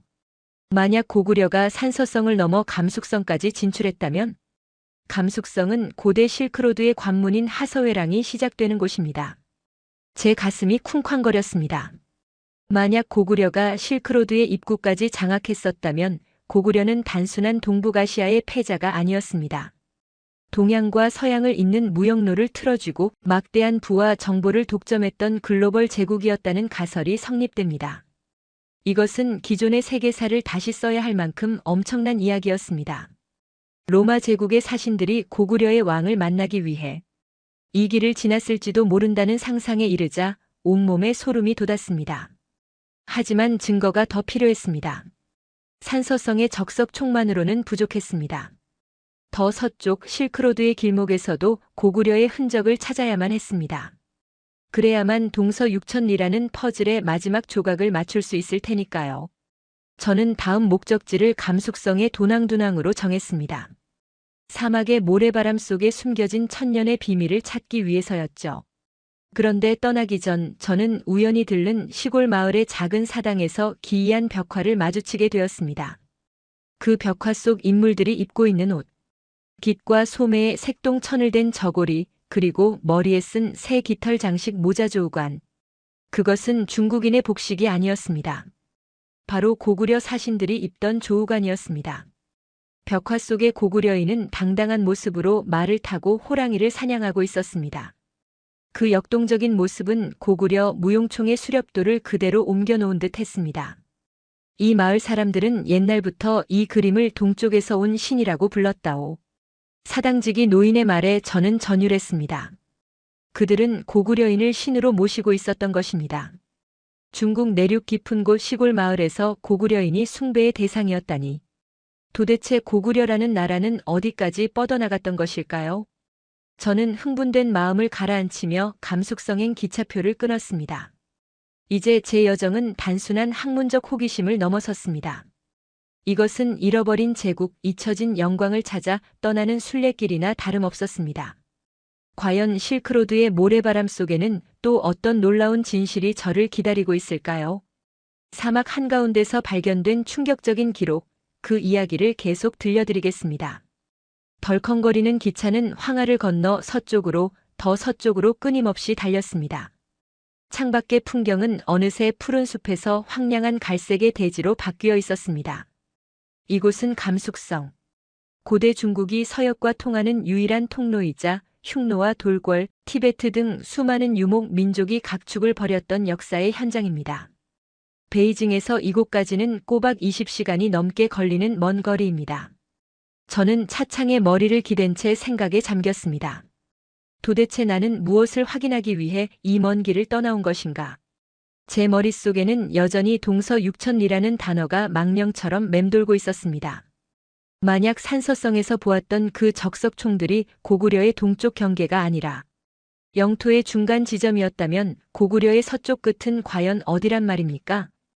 그 답을 찾기 위해 저는 지금 실크로드의 관문 도낭두낭으로 향하고 있었습니다.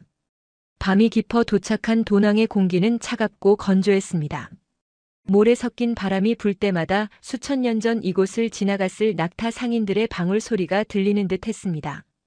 다음 날 아침 저는 중국 불교 예술의 정점이라 불리는 막고굴로 향했습니다.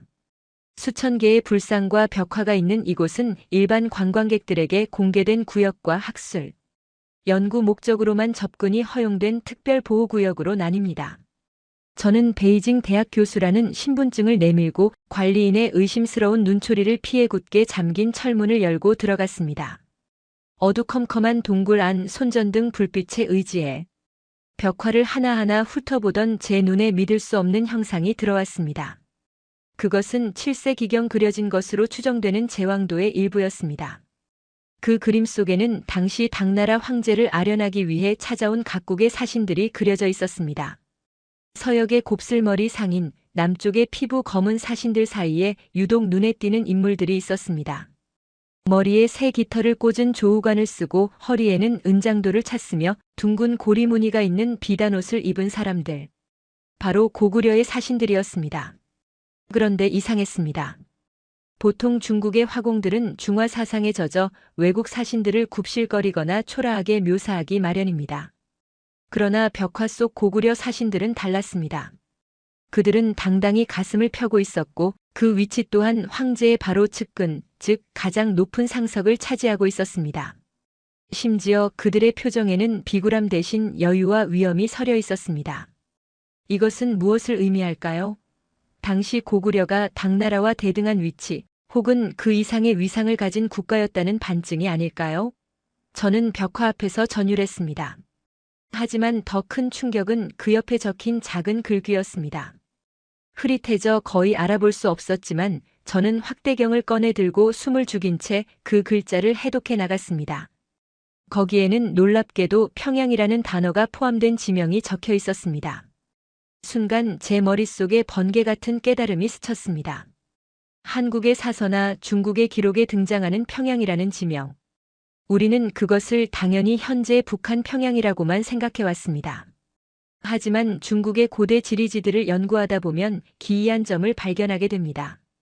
지명이라는 것은 사람들이 이동함에 따라 함께 이동한다는 사실입니다. 마치 영국의 요크가 미국으로 건너가 뉴욕이 된 것처럼 말입니다. 고대 기록 중에는 거란과 평양이 모두 평정되어 굴복했다는 구절이 나옵니다. 여기서 말하는 평양이 과연 한반도의 평양일까요? 만약 고구려의 영토가 6천리였다면 그 수도나 주요 거점인 평양은 한반도 구석이 아니라 대륙의 중심부에 있어야 이치에 맞습니다. 저는 떨리는 손으로 수첩을 꺼내 지도를 그렸습니다. 산서성의 적석총, 그리고 이곳 감숙성 도낭에서 발견되는 고구려의 당당한 모습, 그리고 태백일사 같은 한국의 제야 사서들이 주장하는 내용들. 이 모든 점을 연결하면 하나의 거대한 선이 만들어집니다. 바로 고구려가 실크로드의 패권국이었다는 가설입니다. 감숙성은 중국 서쪽 끝의 관문입니다. 이곳을 장악한다는 것은 곧 동서양 무역의 막대한 이익을 독점한다는 뜻입니다. 고구려가 단순히 땅만 넓은 나라가 아니라 유라시아 대륙의 물류와 경제를 쥐락펴락했던 글로벌 제국이었다면, 그렇다면 수나라와 당나라가 왜 그토록 국력을 탕진하면서까지 고구려를 멸망시키려 했는지 모든 의문이 풀립니다. 그것은 단순한 영토 분쟁이 아니라 세계 경제에 패권을 둔 목숨 건 전쟁이었던 것입니다. 동굴을 빠져나온 저는 자결하는 태양 아래 멍하니 서 있었습니다. 눈앞에 펼쳐진 사막이 마치 거대한 고구려의 앞마당처럼 느껴졌습니다. 그때 문득 수나라 시대의 기록 하나가 떠올랐습니다. 고구려 평원왕이 수도를 장안성으로 옮겼다는 기록입니다. 주류 사학계에서는 이를 평양성 내의 또 다른 성 이름이라고 축소 해석합니다. 하지만 장안이라는 이름은 당시 수나라와 당나라의 수도인 장안과 발음이 똑같습니다. 한자를 다르게 썼을 뿐 그 의미는 오랫동안 평안하다는 뜻으로 일맥상통합니다.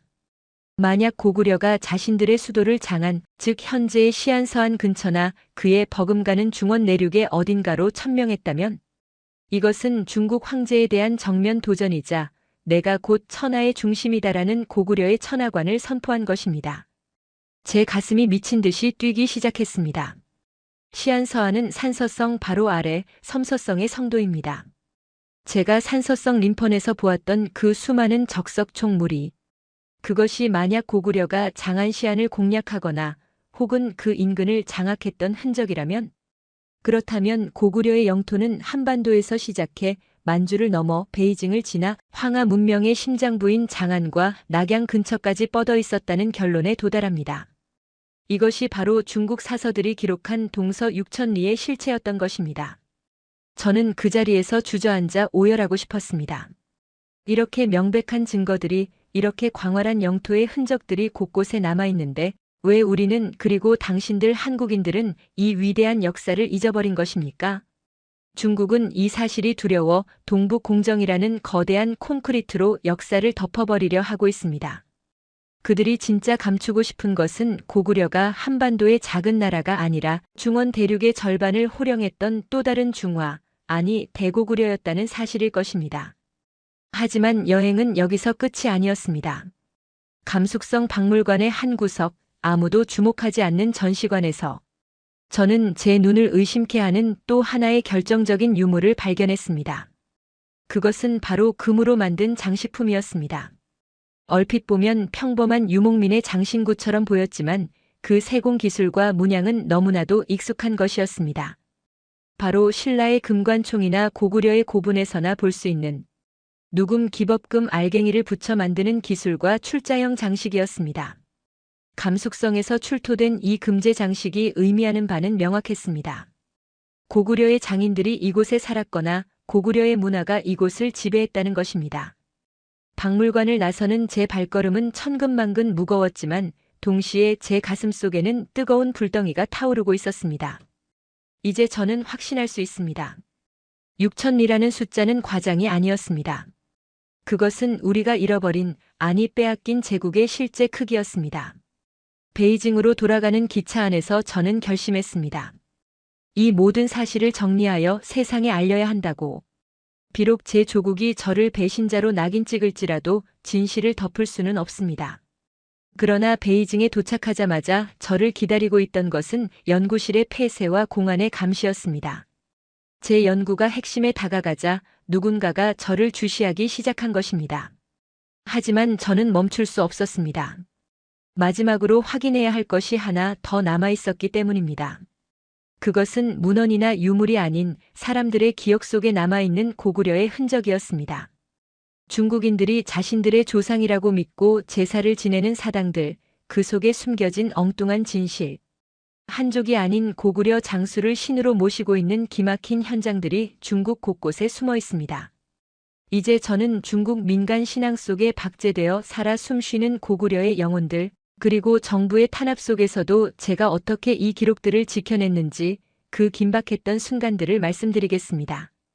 베이징으로 돌아온 후 저를 둘러싼 공기는 확연히 달라져 있었습니다. 연구실의 전화기 너머에서는 기계적인 잡음이 들려왔고 아파트 입구에는 낯선 검은 세단이 며칠째 주차되어 있었습니다. 그들은 제가 감숙성에서 무엇을 보았는지 그리고 무엇을 가져왔는지 알고 싶어하는 눈치였습니다. 동료 교수들은 저와 눈을 마주치기를 꺼렸고 대학 본부에서는 건강상의 이유를 들어 안식년을 권고했습니다. 사실상 해고나 다름없는 처사였지만 저는 오히려 이를 기회로 삼았습니다. 학교라는 울타리 안에 갇혀서는 결코 볼 수 없는 진짜 역사를 확인할 마지막 기회라고 생각했기 때문입니다.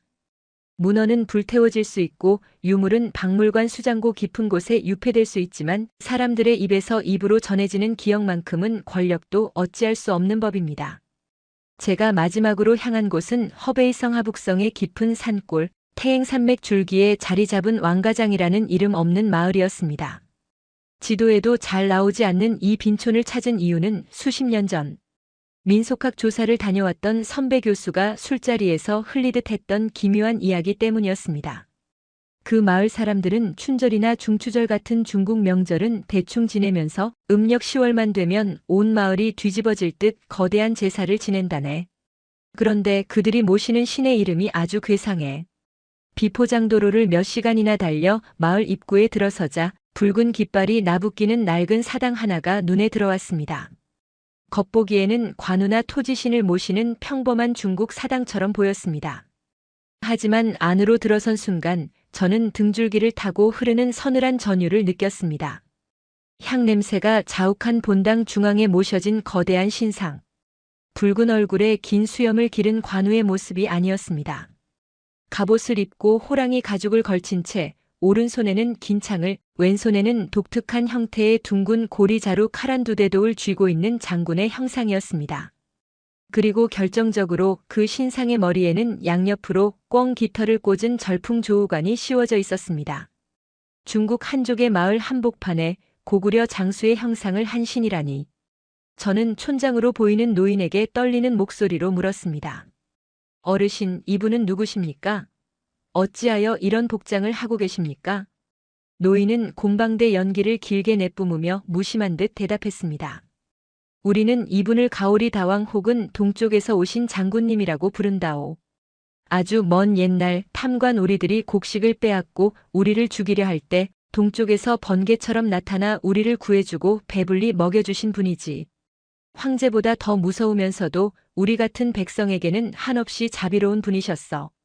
가오리. 그것은 중국인들이 고구려를 부르던 명칭이었습니다. 저는 숨이 멎을 것만 같았습니다. 중국의 정사는 고구려를 오랑캐, 침략자라고 기록하고 있습니다. 하지만 수천 년을 이어온 민초들의 기억 속 고구려는 약탈자가 아니었습니다. 부패한 중국 왕조의 압제로부터 자신들을 해방해준 구원자이자 영웅이었습니다. 이것은 고구려가 단순히 무력으로 땅만 넓힌 것이 아니라 점령지의 백성들에게 선정을 베풀고 그들의 마음을 얻는 통치력을 갖춘 제국이었음을 증명하는 살아있는 증거였습니다. 노인의 이야기는 밤새도록 이어졌습니다. 마을 전설에 따르면 이 장군은 바람을 타고 날아다니며 쇠로 된 갑옷을 입은 기병개마무사 수만 명을 거느리고 단숨에 성을 함락시켰다고 했습니다. 그 묘사는 고구려 광개토태왕이나 연개소문의 활약상과 소름 끼칠 정도로 일치했습니다. 더욱 충격적인 것은 사당의 천장이었습니다. 거미줄과 그 으름에 가려져 잘 보이지 않던 천장 대들보에 검은 먹으로 그려진 그림 하나가 희미하게 남아 있었습니다. 붉은 태양 안에 살고 있는 달이 셋 달린 까마귀, 바로 고구려의 상징 삼조고였습니다. 중국 황실의 상징인 용이나 봉황이 있어야 할 자리에 고구려의 삼조고가 그려져 있다는 것. 이것은 이 지역이 한때 고구려의 완벽한 지배 아래 있었으며 그들의 문화와 사상이 백성들의 삶 깊숙이 뿌리내렸다는 명백한 물증이었습니다. 허베이성은 베이징을 감싸고 있는 지역입니다. 이곳에서 고구려의 신앙이 발견된다는 것은 고구려가 베이징을 넘어 중원 깊숙한 곳까지 실질적인 영향력을 행사했다는 동서 6,000리 설을 뒷받침하는 결정적인 쐐기였습니다. 저는 카메라를 꺼내 셔터를 눌렀습니다. 찰칵 찰칵. 플래시가 터질 때마다 어둠 속에 숨어있던 삼조고가 날카로운 눈빛으로 저를 노려보는 것 같았습니다. 마치 왜 이제야 왔느냐, 왜 우리를 잊고 살았느냐라고 꾸짖는 듯 했습니다. 가슴이 먹먹해져 왔습니다. 우리는 교과서에서 고구려가 수나라와 당나라의 침입을 막아냈다고만 배웠습니다. 하지만 이곳의 역사는 말하고 있었습니다. 고구려는 단순히 방어만 한 것이 아니라 중원을 호령하고 백성들의 숭배를 받을 만큼 위대한 문명을 가진 천자국이었다고 말입니다. 그때였습니다. 사당 밖에서 요란한 자동차 엔진 소리가 들려왔습니다. 곧이어 거친 고함과 함께 문이 쾅 열리며 공안 제복을 입은 사내들이 들이닥쳤습니다. 리우 교수, 당신을 국가 기밀 유출 및 사회 질서 교란 혐의로 연행하겠소. 촌장 노인이 막아서려 했지만 그들은 거칠게 노인을 밀치고 제 카메라와 수첩을 빼앗았습니다. 저는 반항하지 않았습니다. 이미 예상했던 일이었으니까요. 하지만 그들이 제 카메라의 메모리 카드를 압수하는 순간 저는 그들의 눈빛에서 두려움을 읽었습니다. 천하의 중국 공산당이 일개 늙은 교수의 낡은 카메라를 그토록 두려워하는 이유가 무엇이겠습니까?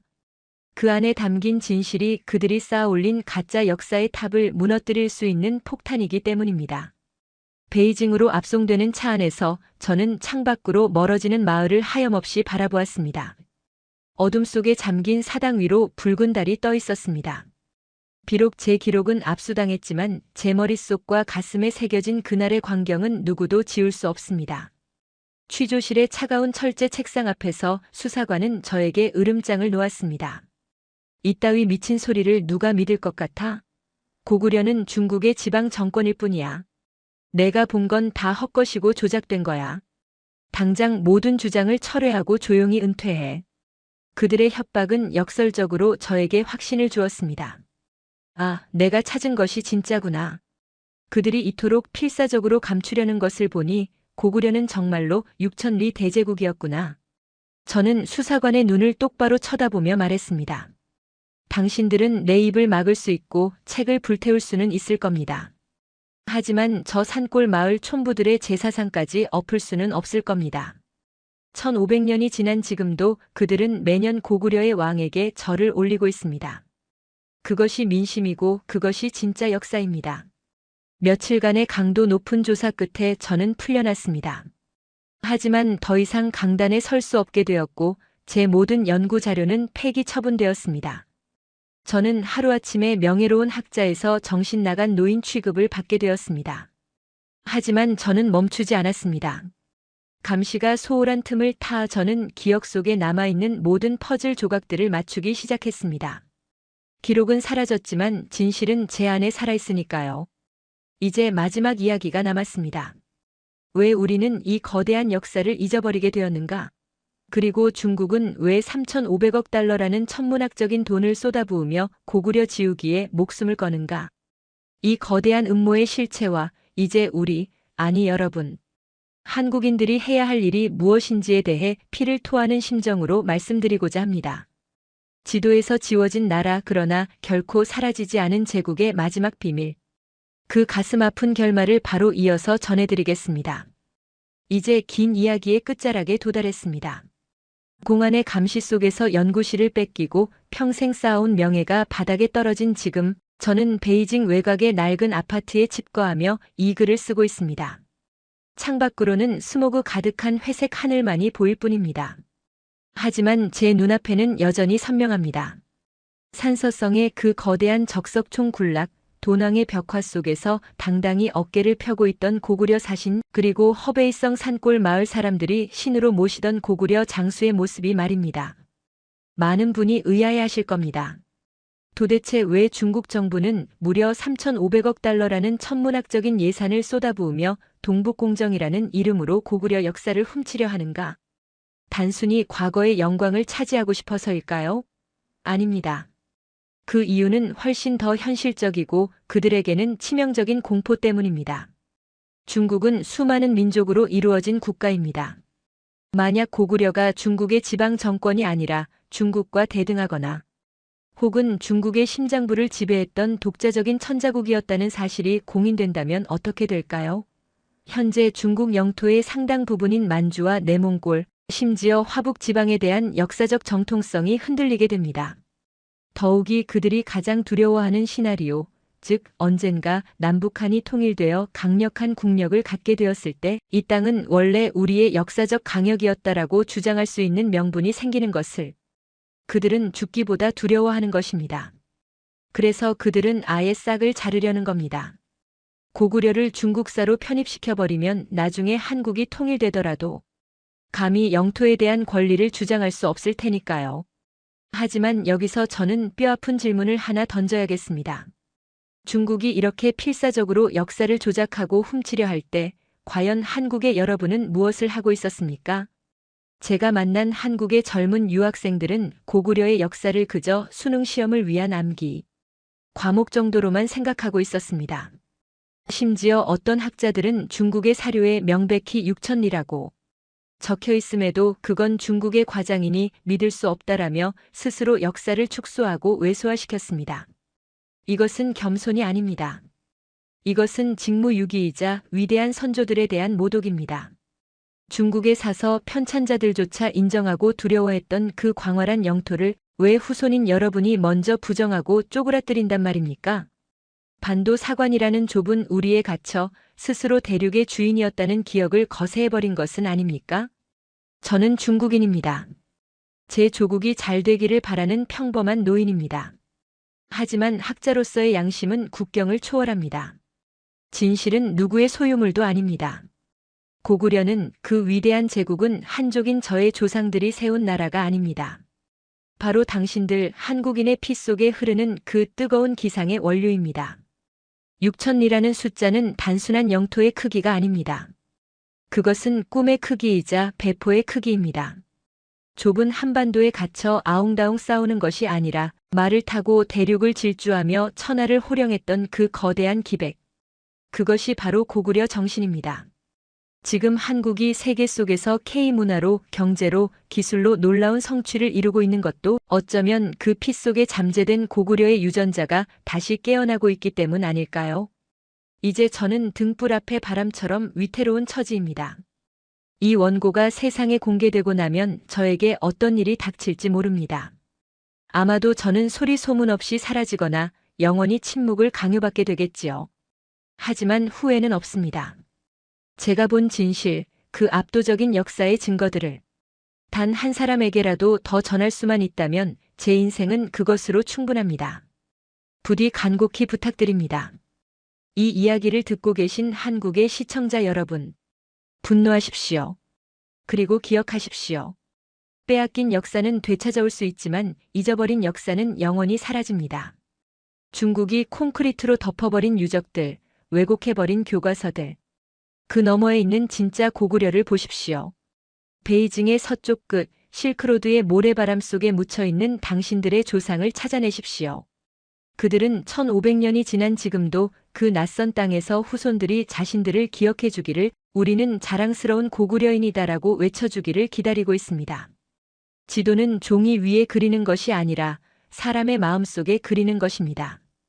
여러분의 마음속 영토가 6천리로 넓어지는 순간 고구려는 역사책 속의 죽은 나라가 아니라 내일을 살아갈 위대한 미래가 될 것입니다. 부디 저 늙은 중국인 학자의 마지막 고백이 헛되지 않도록 당신들의 잃어버린 제국을 꼭 되찾아 주십시오. 지금까지 저의 긴 이야기를 들어주셔서 감사합니다. 역사의 진실이 승리하는 그날을 저승에서라도 기원하겠습니다. 이 글을 마무리하려는 순간 창밖에서 들리는 사이렌 소리에 펜을 쥔 손이 멈칫했습니다. 아마도 저에게 허락된 시간은 그리 많이 남지 않은 것 같습니다. 그래서 저는 마지막 힘을 짜내어 앞선 이야기에서 차마 다 하지 못했던 가장 위험하고도 시급한 이야기를 덧붙이려 합니다. 이것은 단순한 역사 논쟁을 넘어 여러분의 자식 세대, 그리고 앞으로 다가올 통일 한국의 미래와 직결된 생존의 문제입니다. 여러분, 중국이 왜 그토록 막대한 자금을 들여 고구려뿐만 아니라 발해의 역사까지, 심지어 아리랑과 김치, 한복까지 자신들의 것이라 우기는지 곰곰이 생각해 보신 적 있습니까? 단순히 문화적 열등감 때문일까요? 아닙니다. 그들의 속내는 훨씬 더 검고 치밀합니다. 베이징의 고위 간부들이 모인 비공개 회의석상에서 제가 직접 들었던 충격적인 발언을 하나 공개하겠습니다. 그들은 이렇게 말했습니다.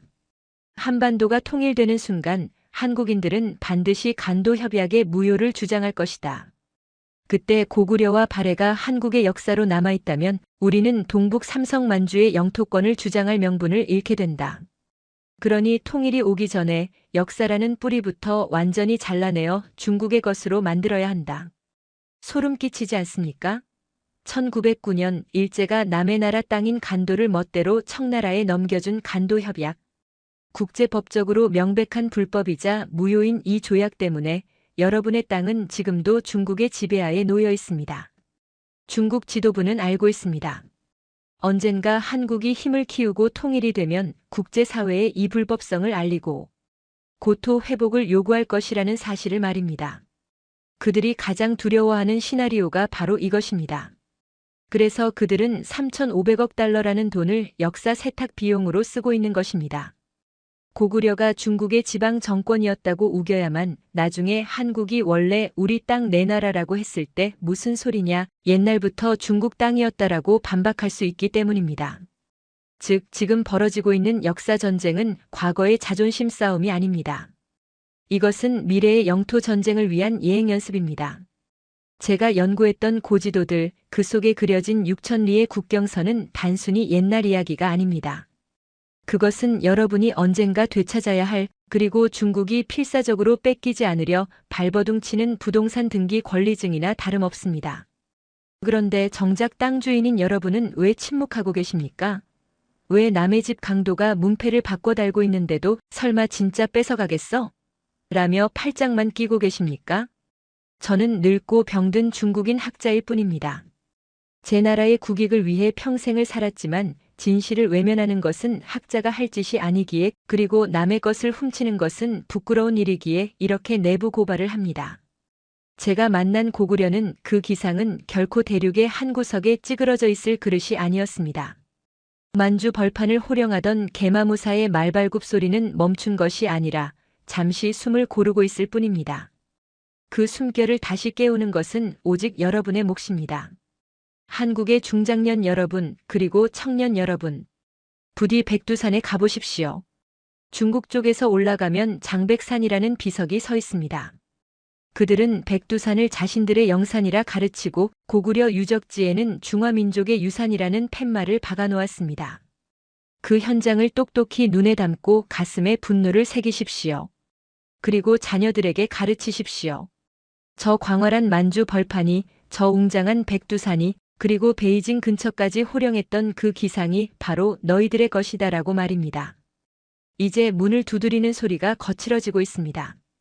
이 원고를 전송 버튼 하나로 세상에 내보내고 나면 저는 어쩌면 다시는 햇빛을 보지 못할지도 모릅니다. 하지만 두렵지 않습니다. 제가 밝힌 6,000리의 진실이 불씨가 되어 한국인 여러분의 가슴속에 거대한 들불처럼 번져나갈 것을 믿기 때문입니다. 역사는 기록하는 자의 것이 아니라 기억하고 지키는 자의 것입니다.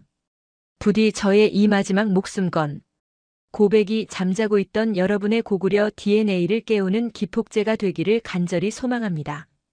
부디 강해지십시오. 그리고 통일하십시오.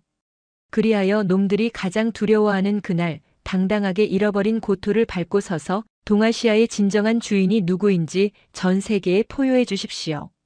그것이 이름 모를 중국의 노학자가 당신들에게 남기는 마지막 유언이자 부탁입니다. 대한민국, 그리고 위대한 고구려의 후예들이여. 건투를 빕니다.